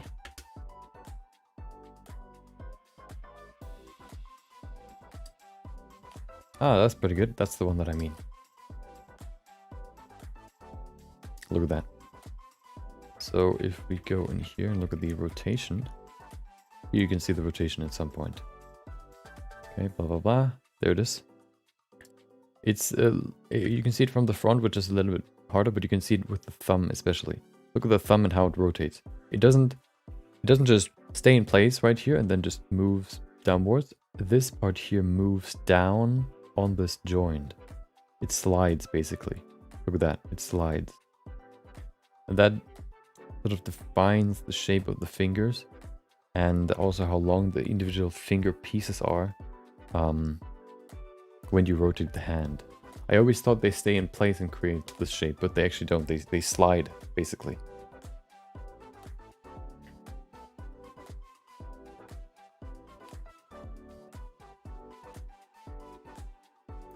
Welcome, Galactic Power. Hope you had a great Wednesday. Hope everything's been going well. As you can see, we're studying the hand. How many hours do you have on Blender? I actually don't know. More than 100. I've been doing it since 2019, and I guess probably on average, I don't know, an hour every day, maybe. Maybe not that much. Maybe half an hour every day. Or per day, you know, on average. So that's probably like, what is it? Like over 300 hours, 400 hours, maybe.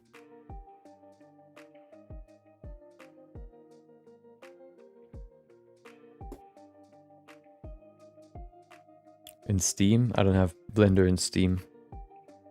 I've installed it, I guess, externally. Or not on Steam.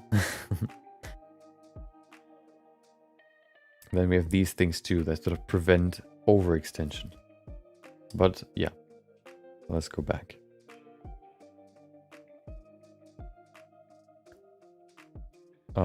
Which means that we need to rotate the hand, the fingers. Like faces don't really work that great for the rotation, but I think it's the best thing we have. So we need to do quite a few adjustments.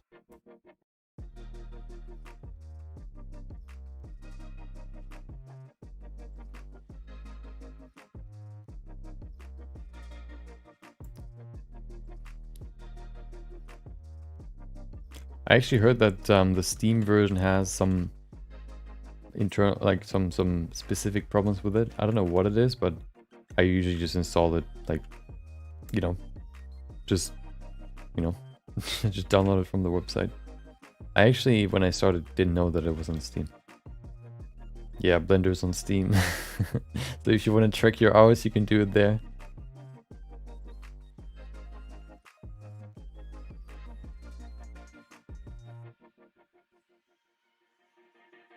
I actually don't know if they tell you that on the website. I think, wait, is there any other 3D software on Steam? I wonder. I think there's a video editing software. I don't know if there's another, like, what is it? Cinema 4D, for example? I don't think so. I think it's only Blender, but I might be wrong.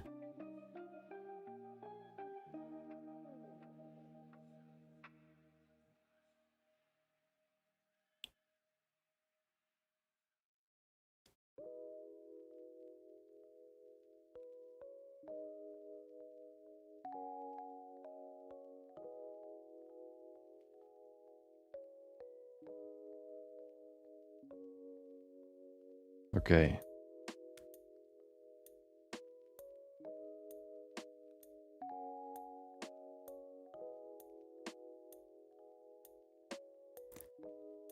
We almost did it.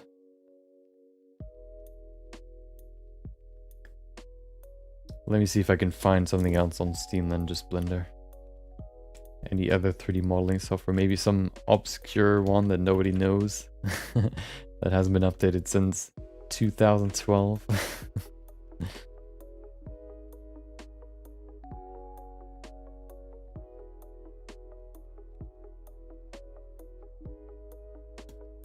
Okay. So those are all the fingers. Perfect. Now we can adjust them. It'll be quite distorted here. I don't know if I want to really include all this, but I think it's better to do it that way. XSI soft image. Let's see. So we have Blender. There it is. For free. Who would have guessed? Very positive reviews. Interesting. Wait, aren't there... Oh, there it is. 3D. Well, I guess if you tag 3D, you find everything. Or just nothing, I guess. Interesting. Oh, animation modeling, I guess. Krita. That's one I know. Where you draw stuff. Live 2D Viewer X. PC Creator. Puppet Play. Okay. What are the top sellers? Wallpaper Engine. Steam Stream Avatars. Aspiride. Substance 3D Painter 2022. Oh, that's interesting. I didn't know that that was on Steam. Interesting. Why is that on Steam? That doesn't make sense. Weird. Hold on. That would be a perfect April 1st video. What? XSI soft image? Adobe. How many programs does Adobe have on Steam? Only Substance Painter. Weird.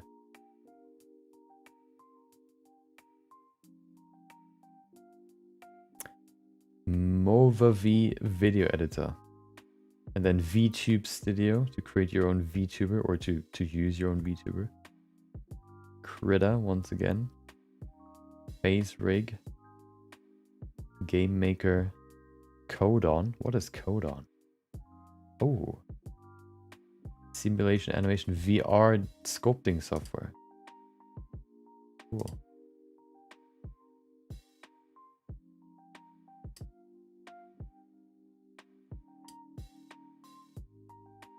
Okay.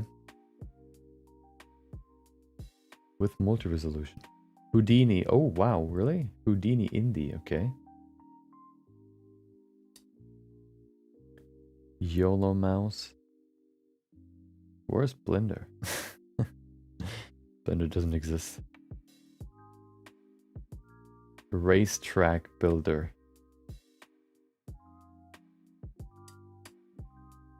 Room Planner. Design Home 3D. Mixed reviews. Blender, there it is. On the fourth side. No, fourth on the fourth page on the top setters. Finally.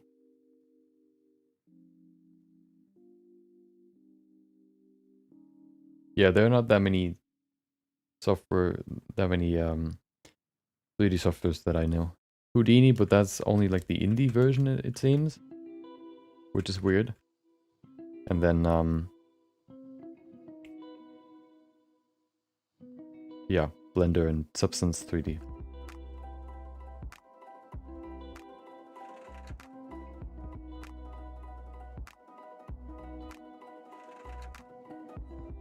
The only Substance I might take at some point.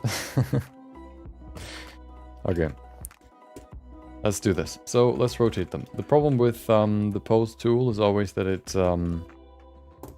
it is reliant on your perspective. So if your camera is slightly offset from the original rotation point of your finger, it might bend it to the side. That's the most annoying part about using the pose tool. But I guess we have to do it this way. So let's do it.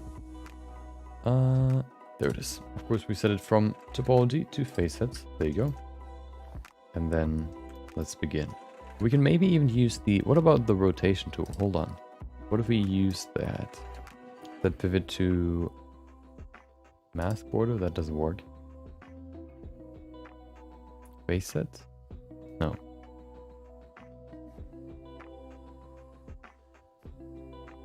Set pivot to...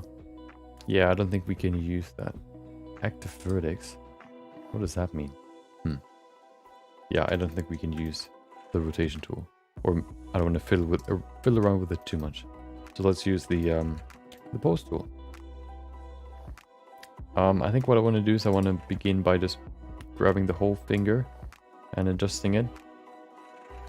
I also want to fiddle around with the settings a little bit more. I want to smooth the duration. I want to increase that a little bit more, maybe to 10, maybe even more, so that I can keep the, I guess you could say, the crease that gets created by posing a little bit softer.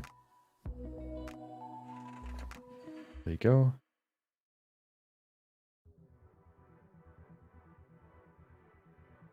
Iterations.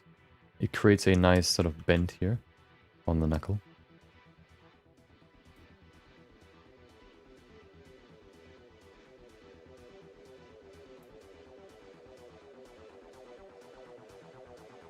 So this one looks pretty good. It's not too... See, this one's slightly rotated outwards now, so I need to push it back into the middle a little bit. But not a huge deal. I just need to make sure that it doesn't do that. And then we can bring it into the middle. There you go. Now we can hide this and do the next one. The next one will be more interesting because they bend into the middle, so they push this volume here, especially further forward, and squash it together.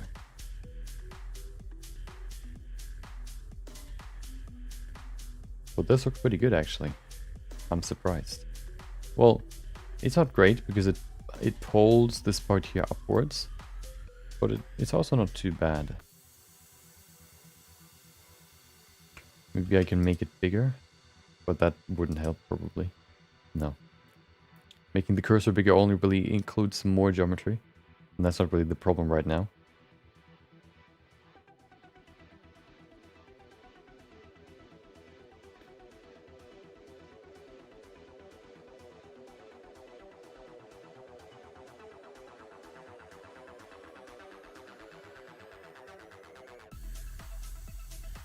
Okay. Next one. The second bone. This one is very bent. Like this. Maybe not 90 degrees, maybe a little bit less. There you go. And then the last one. I want to make sure that, see, now it's rotated to the side. That's exactly what I try to avoid here. Okay. So I need to do that for every bone to see if it looks right, you know. And then the last one. The worst about this is here, that you can see here. If the camera is not in the exact right position, it does not only rotate it like to the side, but it also rotates it like this, which is weird. So I need to do it again.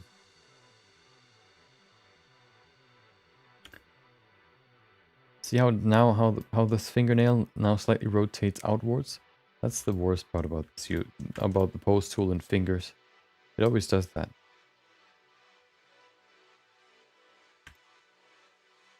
That's better.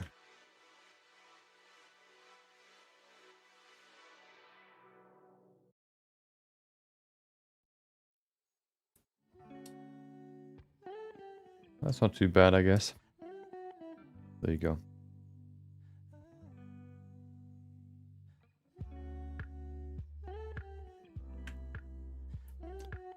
Okay. I'm gonna adjust the joints afterwards. I just want to make sure that everything, you know, that everything looks, you know, is posed right.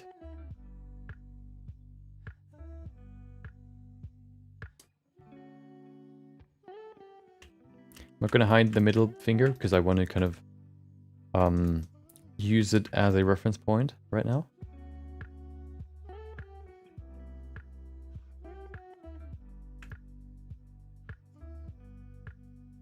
It's already rotated outwards. I hate it. Let's try again. That's better. Is it? I don't know. I think so.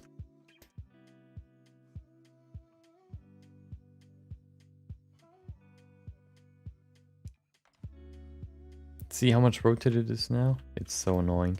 So you have to find the exact point where you need to look at it. Oh my god, please. Oh, it's probably also where I kind of attach the joint. If I pull it down here. No, it doesn't do anything. Okay, well, it was worth a try. Dude, why is it always rotating it outwards? Do I have to go up? No. That's even worse.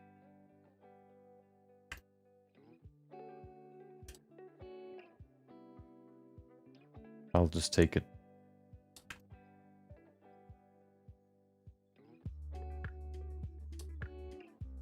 I can adjust it afterwards. That's usually my conclusion when I use the pose brush. I guess I'll fix it afterwards. But stuff like that is just not easily fixable, so it still need to adjust it.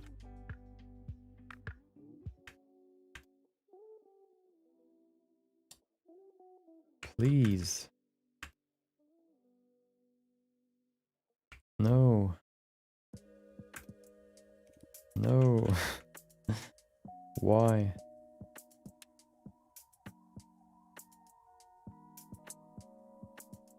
I hate this brush.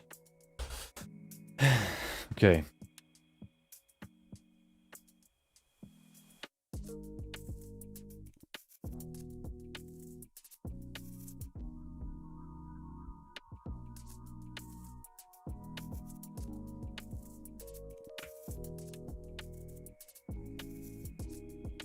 You know what?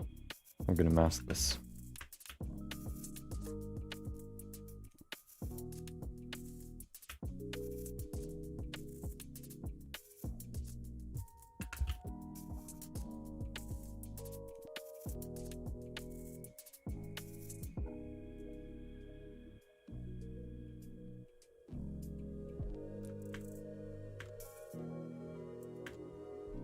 Okay, let's try it again. Now with the rotation tool. Hell yeah, okay. Mask border. How about that? It actually works. Who would have thought? Wow, okay. Yeah, sometimes just driving me crazy. Okay. The pose tool can be very helpful sometimes, and sometimes it's just absolutely annoying.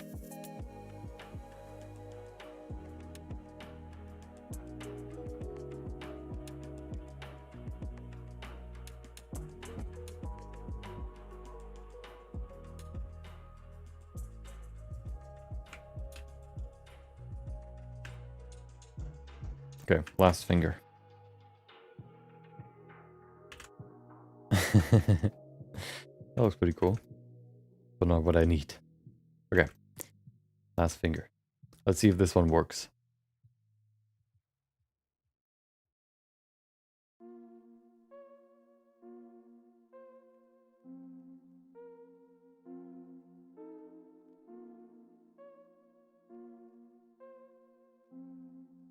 Nope. Of course not. Why would it? That would make too much sense.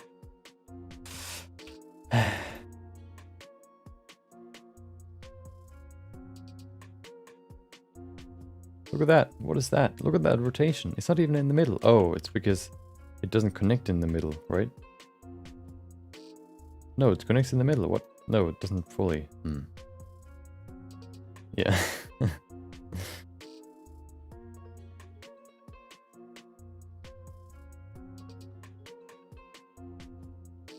Wait, can you not? Hold on. Face it for mask. Can you not mask face it? Wait, what if I select this face it?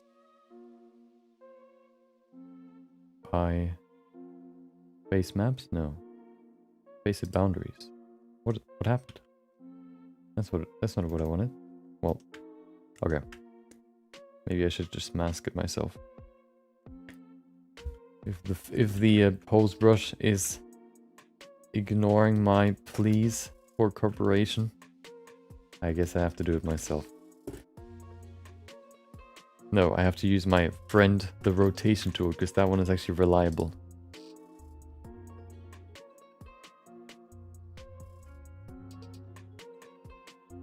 Look at that. How beautiful. Oh my.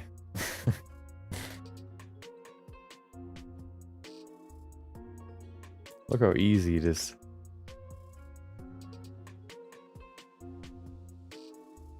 Is there a pose tool in ZBrush? All I see oftentimes when I look at, you know, people that sculpt in ZBrush is that they also just use a rotate tool and move tool to move stuff around. They never really use a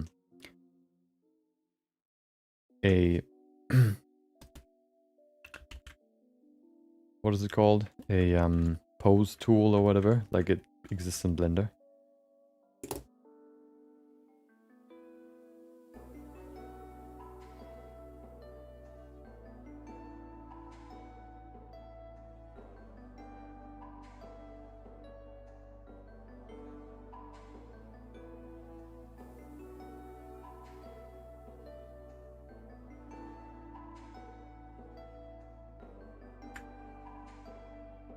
There you go. Smooth it, and there you go.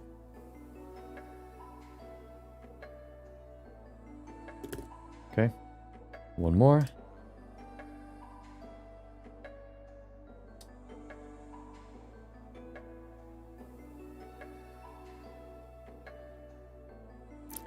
Welcome back. Bonjour. Hope you had a great Wednesday. Hope everything's been going all right.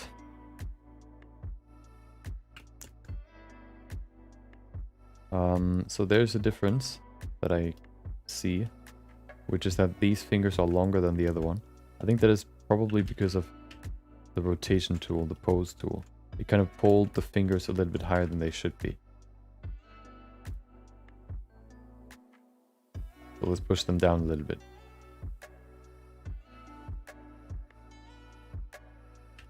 And then let's adjust all the knuckles. So bonjour might be the only thing that I know, okay? Maybe baguette, okay? But I actually don't know if that actually means something in French, okay? So, you know, I can't speak French, unfortunately. I learned from you and other people. My knowledge is limited. So don't test me. Because I would fail miserably. Okay.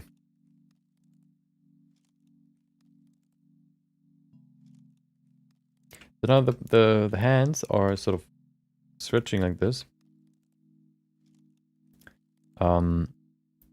Omelette du fromage, exactly. We can now look at the palm and see how it would change. So because it's hard to see, but see how this bone pushes in this direction. So the volume that we have here needs to also be pushed more into the middle. So you can order bread in French bakeries, that's cool, I guess.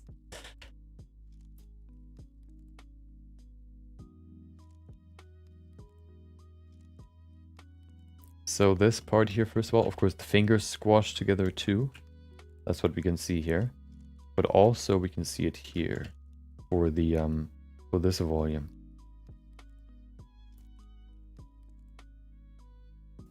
Yeah, Aunt Francois. Oh, Alexis. Honor. Coming back. Hold on. Oh no. Wait. I know that I had a specific name, but I actually forgot. My brain is fried from sculpting this hand. Can I remember the name? Oh no, I don't think I can. And then we have this very specific fold that you can see here. See how it kind of, you can see it here too. There you go. That thing right there. That's what I want to add right now. The stretching that you can see here. That's very reminiscent of when you do this sort of motion. We need more volume here too. Let's push it together.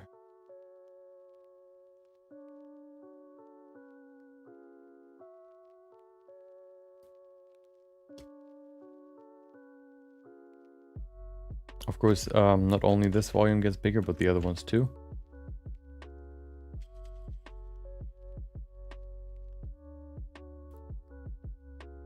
Oh, not too much.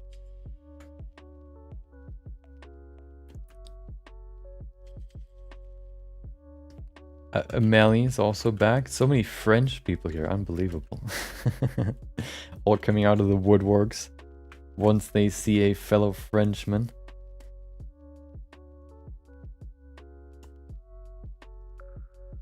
Frenchie.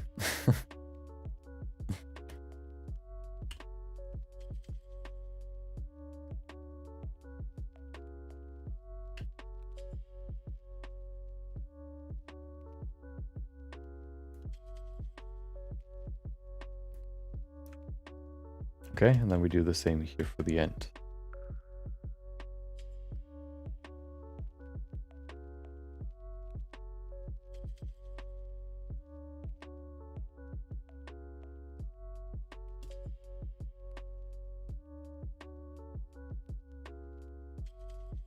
So for this finger, and then for the other one too. For the last piece here. This one doesn't squash too much together, because there isn't that much, you know, volume. So it's quite basically stays the same, almost. Maybe where it like connects to the next finger, it's a little bit more, but overall it's quite the same. There you go. That's the first finger.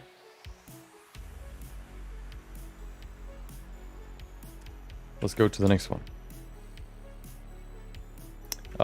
I need to adjust the rest of the palm too, but I want to go to the fingers first.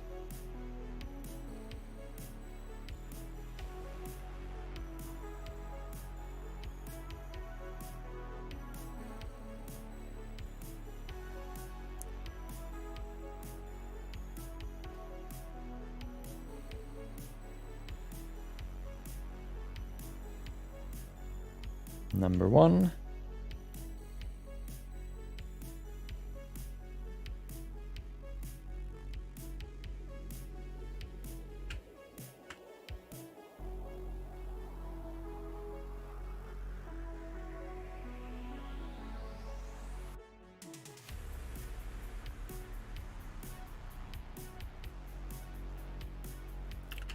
Number 2.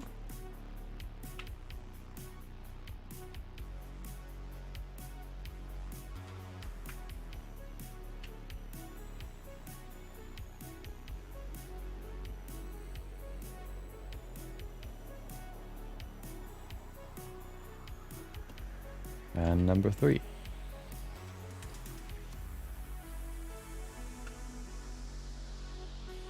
Oh. I think another mistake that I made is that the bone doesn't get longer, it actually gets shorter. Or the perceived bone, I guess. I don't know how to say it. It's hard to explain. Because it slides, it gets like a little bit shorter. Or you see the actual length. That's probably more accurate.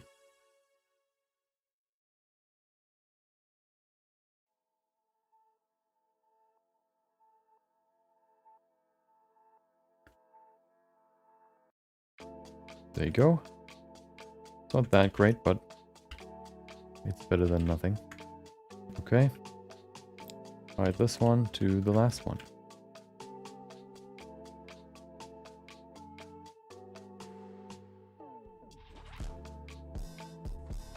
This one's probably squashed the most, so we need to add a lot of volume here. A lot of volume.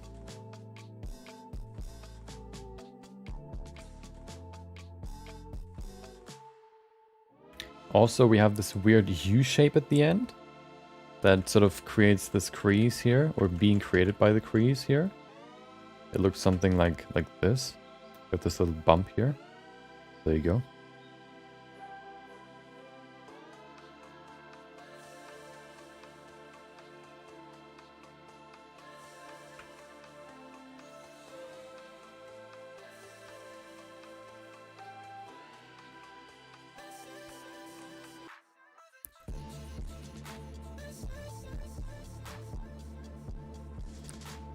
There you go. By these two volumes colliding, basically. Okay, perfect. Of course, if you push this together, it also sort of, you know, kind of flows and gets wider. There you go.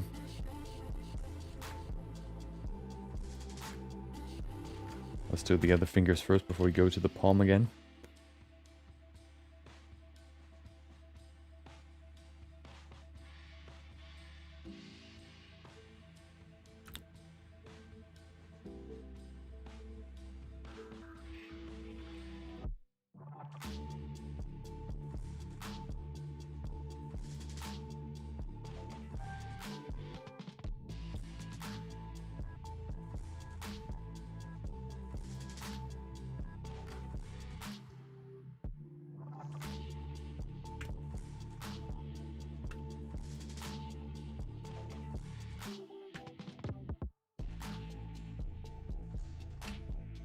Okay.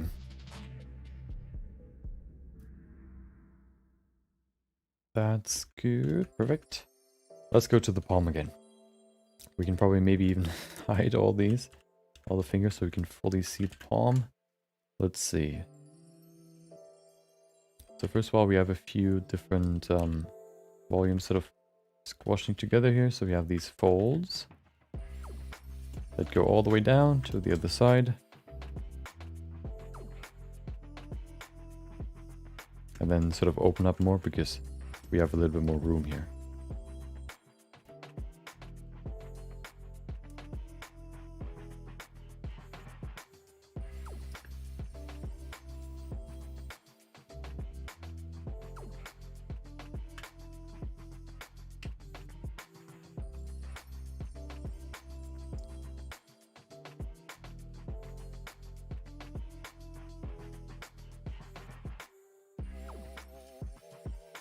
And then we have the other part. Oh, the thumb we haven't really done yet. Oh no. Oh no, the thumb. Okay, let's see. Let's see if the pose brush is nice to us this time. I give it more and more chances, and every time it disappoints me.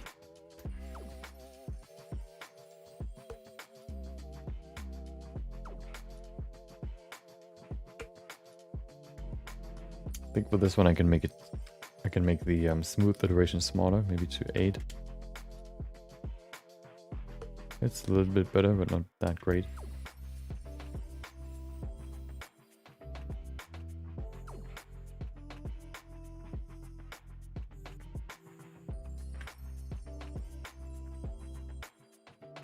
And there it is again. The weird rotation. If you have time, I suggest you to check Quasar from Sheldon. Why? Do you mean the TV show?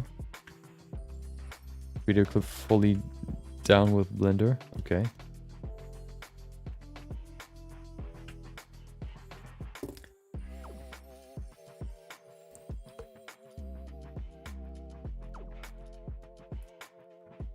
Is it referencing Blender in a show, or is it something completely different?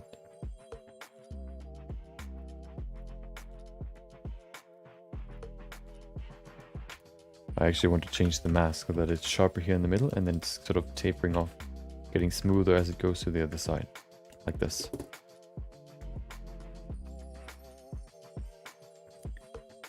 Like that, exactly.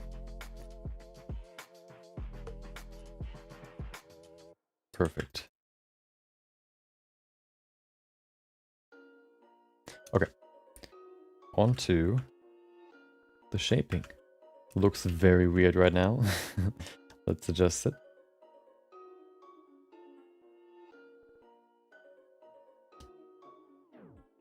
I think the hand itself, the thumb needs to go more into the middle, which is annoying and harder to do, but I guess I'll just push it in with the grab brush. Maybe that works. Okay, somewhat, I guess. There you go.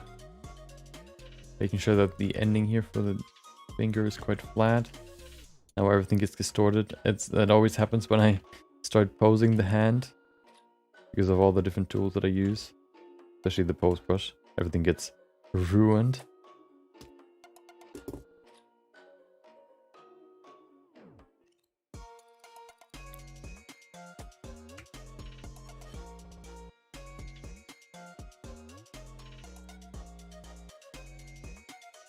Not even that.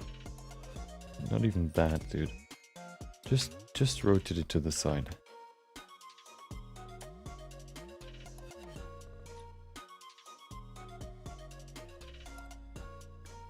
Okay.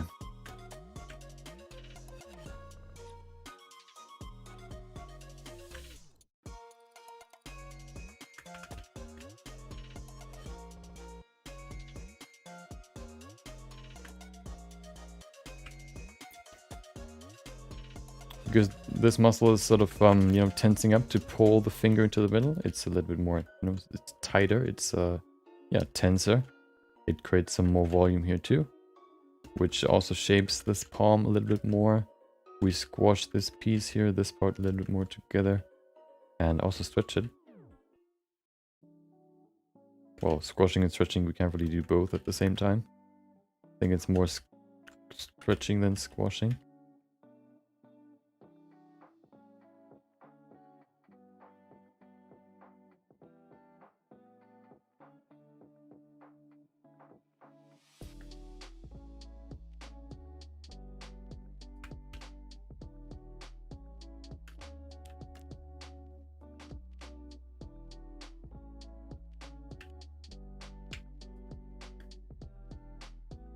There you go. Make it nice and smooth. I'm going to care about the different, I guess, folds a little bit later. I still want to include them, but I'm focused more on the big shapes right now, as always. Because they're important, of course. There it is. Here's the middle with a little bit more here. Perfect. And that part goes into the middle like this. And here we have the general hand shape. It's not exactly like the one that we see in the reference, but it's similar. I think the fingers might be rotated more. Maybe we can use the pose tool for that, just to do small adjustments.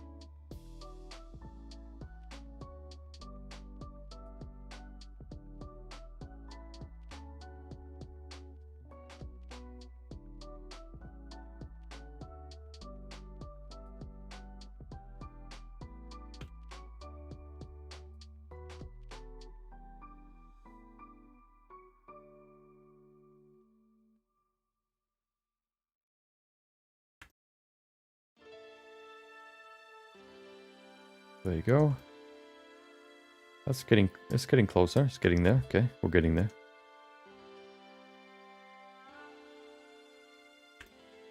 Okay. We haven't added any fingernails yet, so that's why the fingers also look a little bit weird. But we can do that soon. The thumb is still in the wrong position though. I don't know if I want to adjust it though. That's the big dilemma I'm in right now. It's also too short for some reason.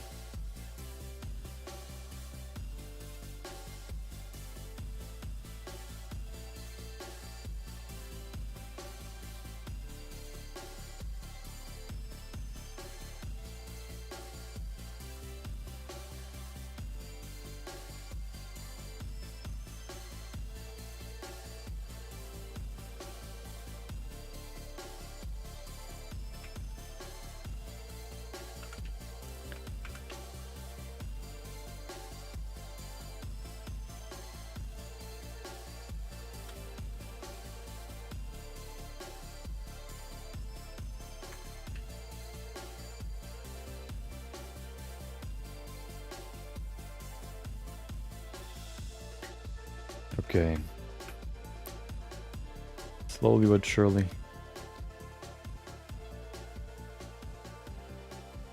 I think we've reached the point where we can go a little bit higher in resolution.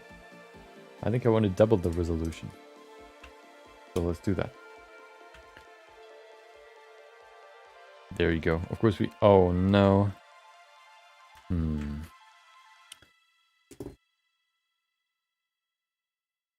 I guess I have to kind of move the fingers a little bit further apart so they don't join together.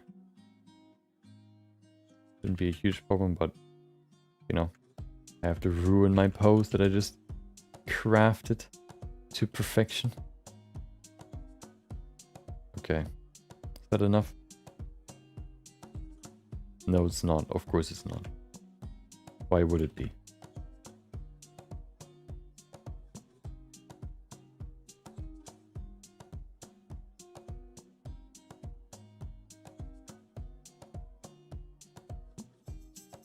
Okay. What is that?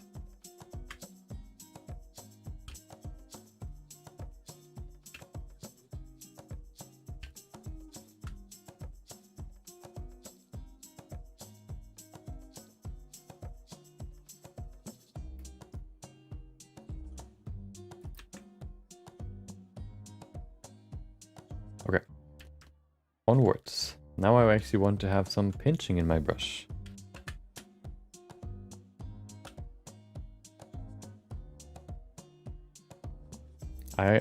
Should we go higher than that? I want to stay here first.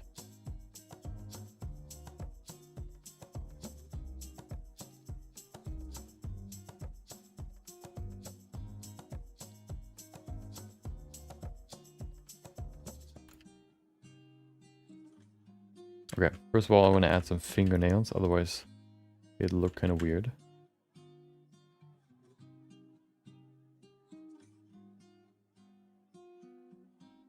Add some fingernails, refine the creases, and I think then that's gonna be it.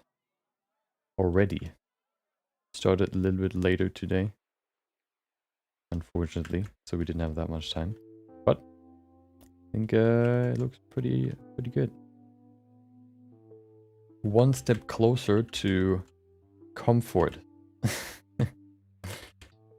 And that's all you can really ask for.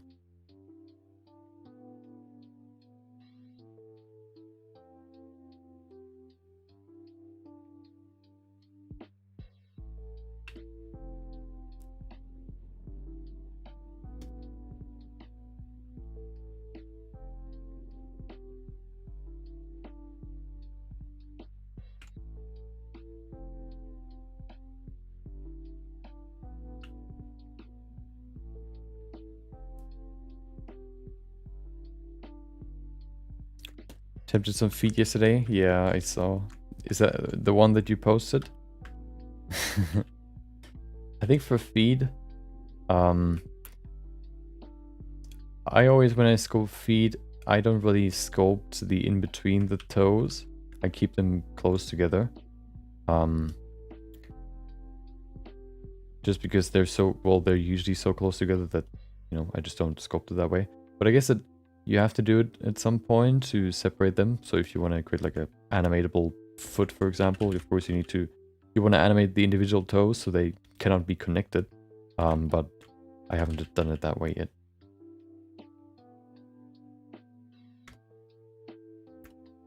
So that's probably the last bastion that I need to conquer. Feet. Once I conquered hands, feet is the last part.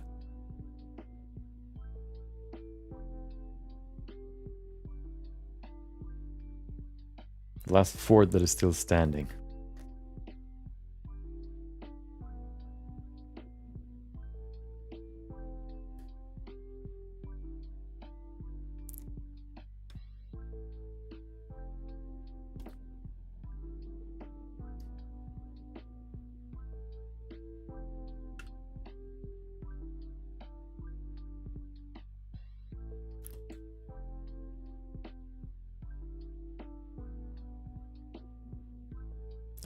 Oh, okay.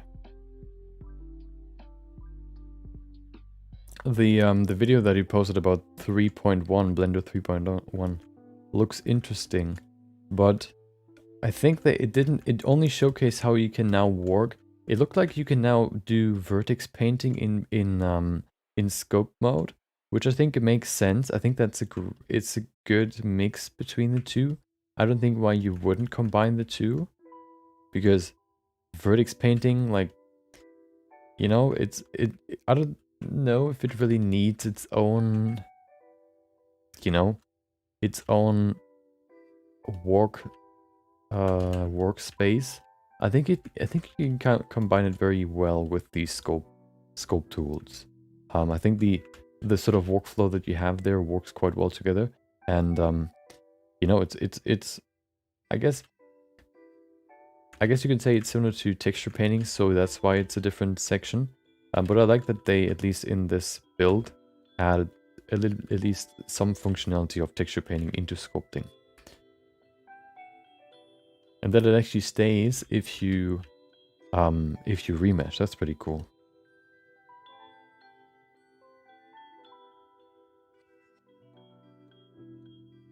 So I hope at some point you can sculpt your character, and then you can do vertex painting in sculpting, just like you can do it in ZBrush, basically. That's the wish, okay, that I have.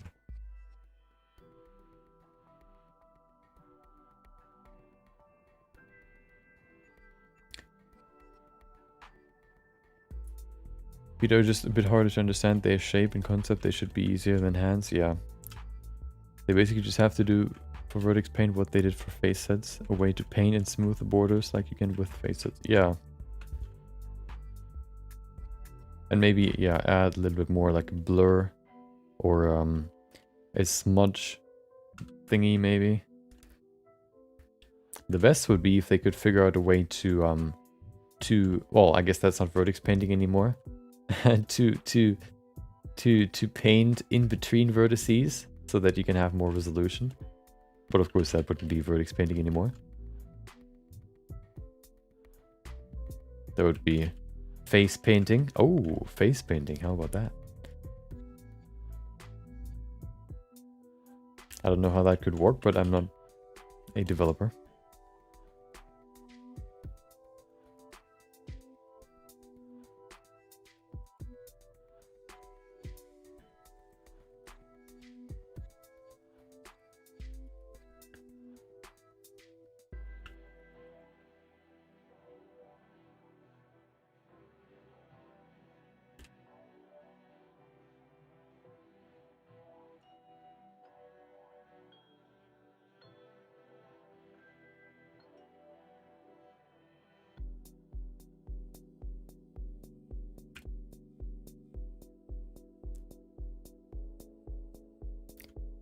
Last fingernail.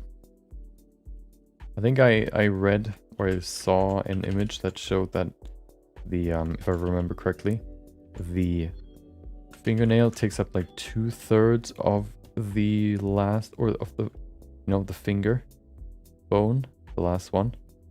2/3 of it. In length, not in width.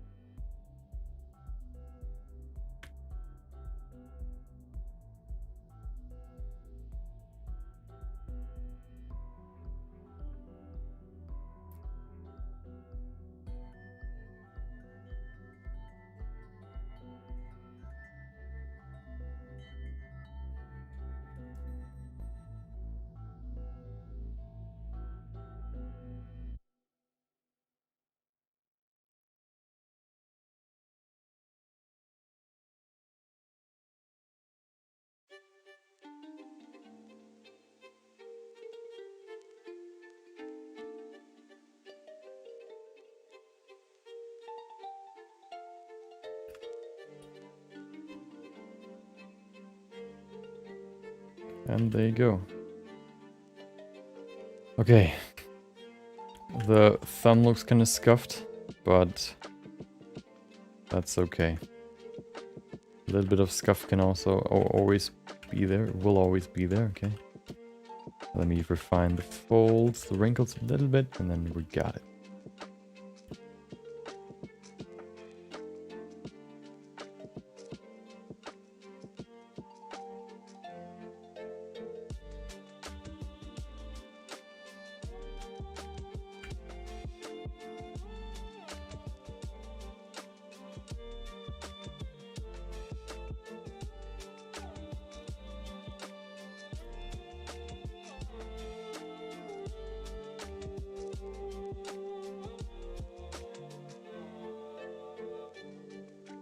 We have the big fold right here in the middle, going down like this. Then we have quite a few small ones down here that probably also have a very distinct pattern, but I don't know it. Okay, so I'm just gonna scribble some on there, okay?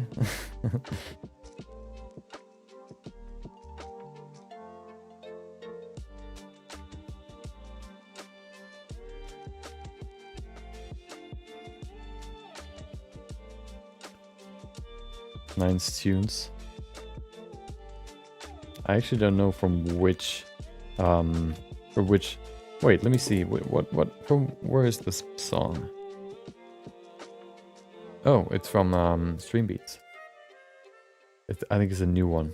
I think that most of the new ones I haven't really heard that much, so every time they come up, I'm surprised that I haven't heard it that often. It's refreshing. Because, even though we have so many, I've added so many songs now, new ones, you still hear quite a lot of the old ones. And then if there's a new one coming up, it's nice and refreshing. See, this one's pretty old.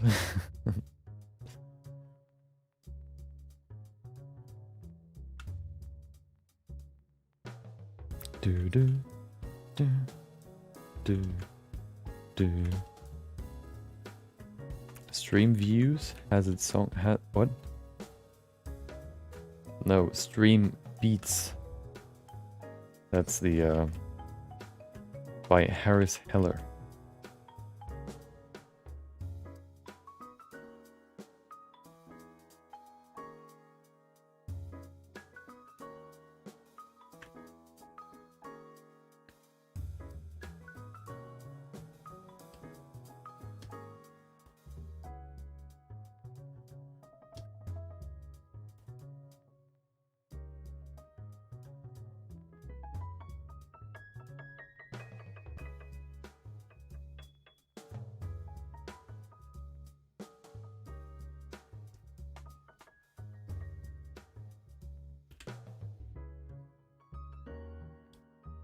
Okay. Just adding some more depth. As I said before, just using the crease brush is usually not enough. But yeah, using some sort of add brush too can really enhance the look of any surface you want to add some more finer detail to. Stream Beats, yeah. Stream Views. What do you mean with Stream Views has its song library? What do you, is there like a program that's called Stream Views?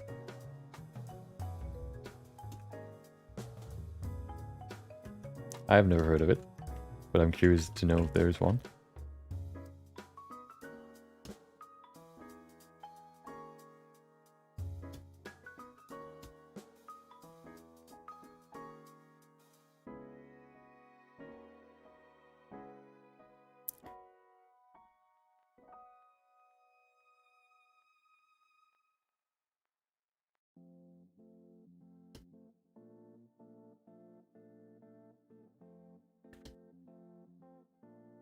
Okay.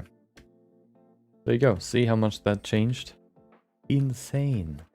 How about we add some more here too?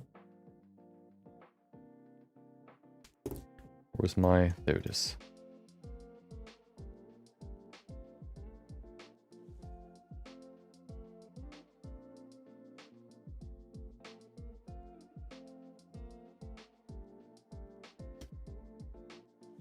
For these details, I really love to just go in and really lower the brush strengths a lot, so I can really dig in or can really push on my tablet and really just do a few very minor changes.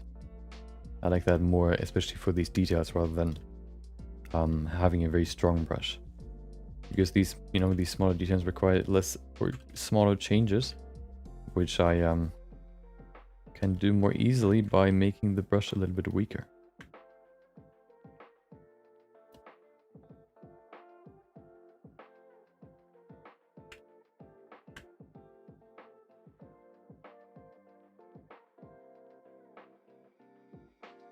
What you can also see in the reference is that there are some veins that would define the shape of the hand a little bit more, but I haven't really included those yet. More the other parts, like the, what is it?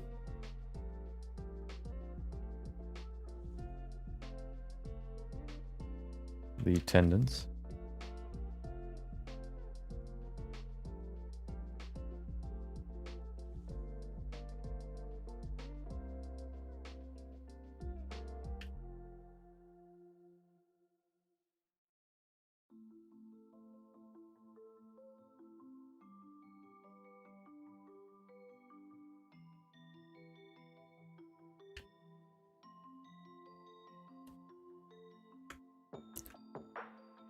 Okay.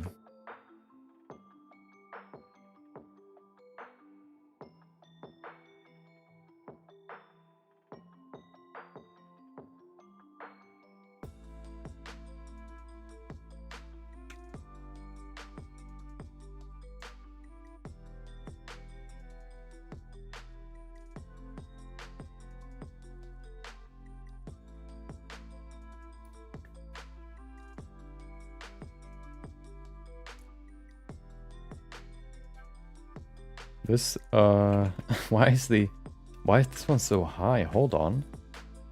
What happened here? Something didn't go right. Oh no, it did. This one's way too high. Why is this one so high?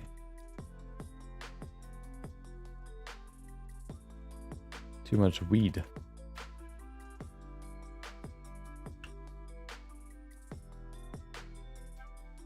Okay. That's better. Small adjustments here and there, and then we're good.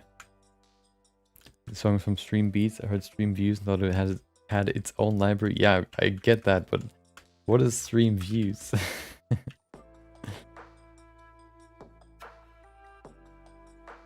It sounded like there is something like that, like a, I don't know, website or whatever.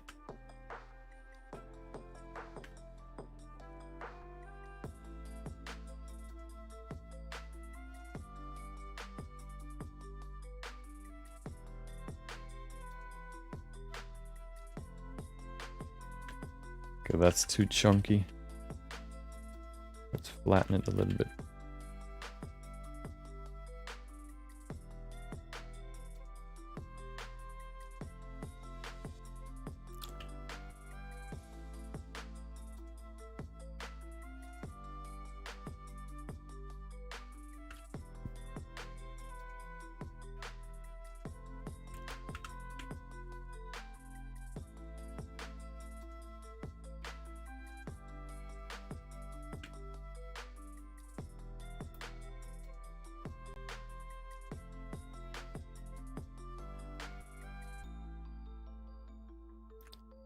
Okay, I think the other ones are quite stretched, so I don't need to do too much here.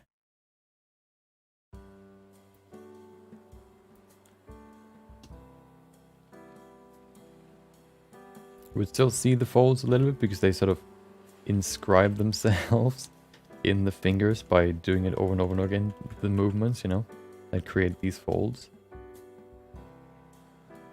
So you would still see them here.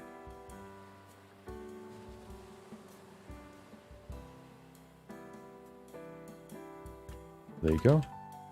And then this one. Okay, there you go. Here's the final version. I think the thumb is too short. Or the thumb is too small. One of those. You know what? Hold on. One more thing.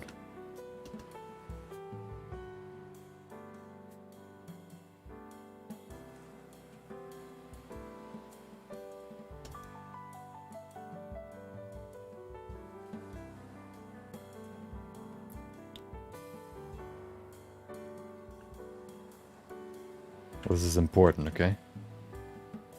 Cannot end this without doing this. So, let's see how that works, okay? It might look weird, it might look good. I think it'll look better. It depends on how much I do it, I guess.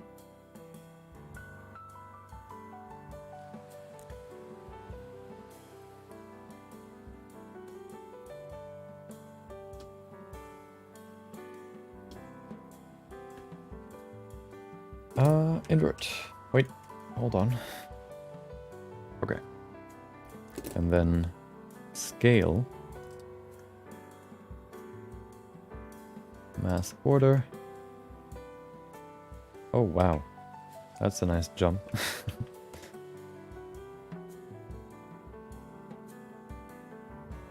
Okay. Why not Shift A though? What do you mean Shift A? Shift A? What does Shift A do? Oh. I wanted to be more precise. I could have started with that too.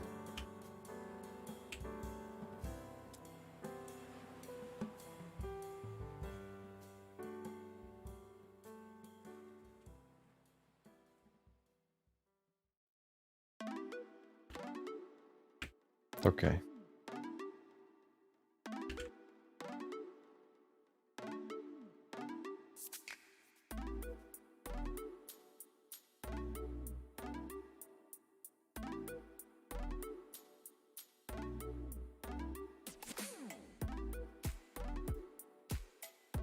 Okay. That's better. The thumb definitely needed some more size. I think that's pretty good. Okay. Save and drink water. Well, this is the end, okay? This is the final version of the hand. It's pretty good, I think. So this is what I want to get to in less than 4 hours at some point, okay? So, you know, just we need to do more of those to get there, I guess. But, you know, it felt good. Felt good doing one of those again. To remind myself how hands work. This one I think is a fairly simple pose. Because it doesn't involve too much stretching. Maybe, you know, maybe hands just require a lot of time to do. And that's also why I avoid them the whole time. But, you know, maybe this is also not the best way to sculpt them. Maybe I'll look up some different ways maybe, or, you know, just other people, how they sculpt it, like time lapse or whatever. Just see how they do it. But, yeah, this is how I've done it so far.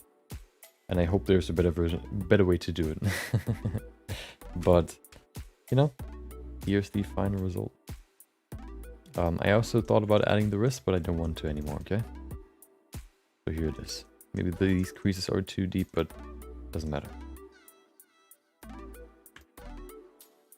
Okay, yeah. Yeah, this has been it for today. Thank you for joining. Thank you for watching. Thank you for listening, chatting, or just being here. Hope you enjoy the rest of your day. Maybe I'll see you next time tomorrow. Tomorrow I want to do something different. So yeah, maybe I'll see you then. Until then, Take care.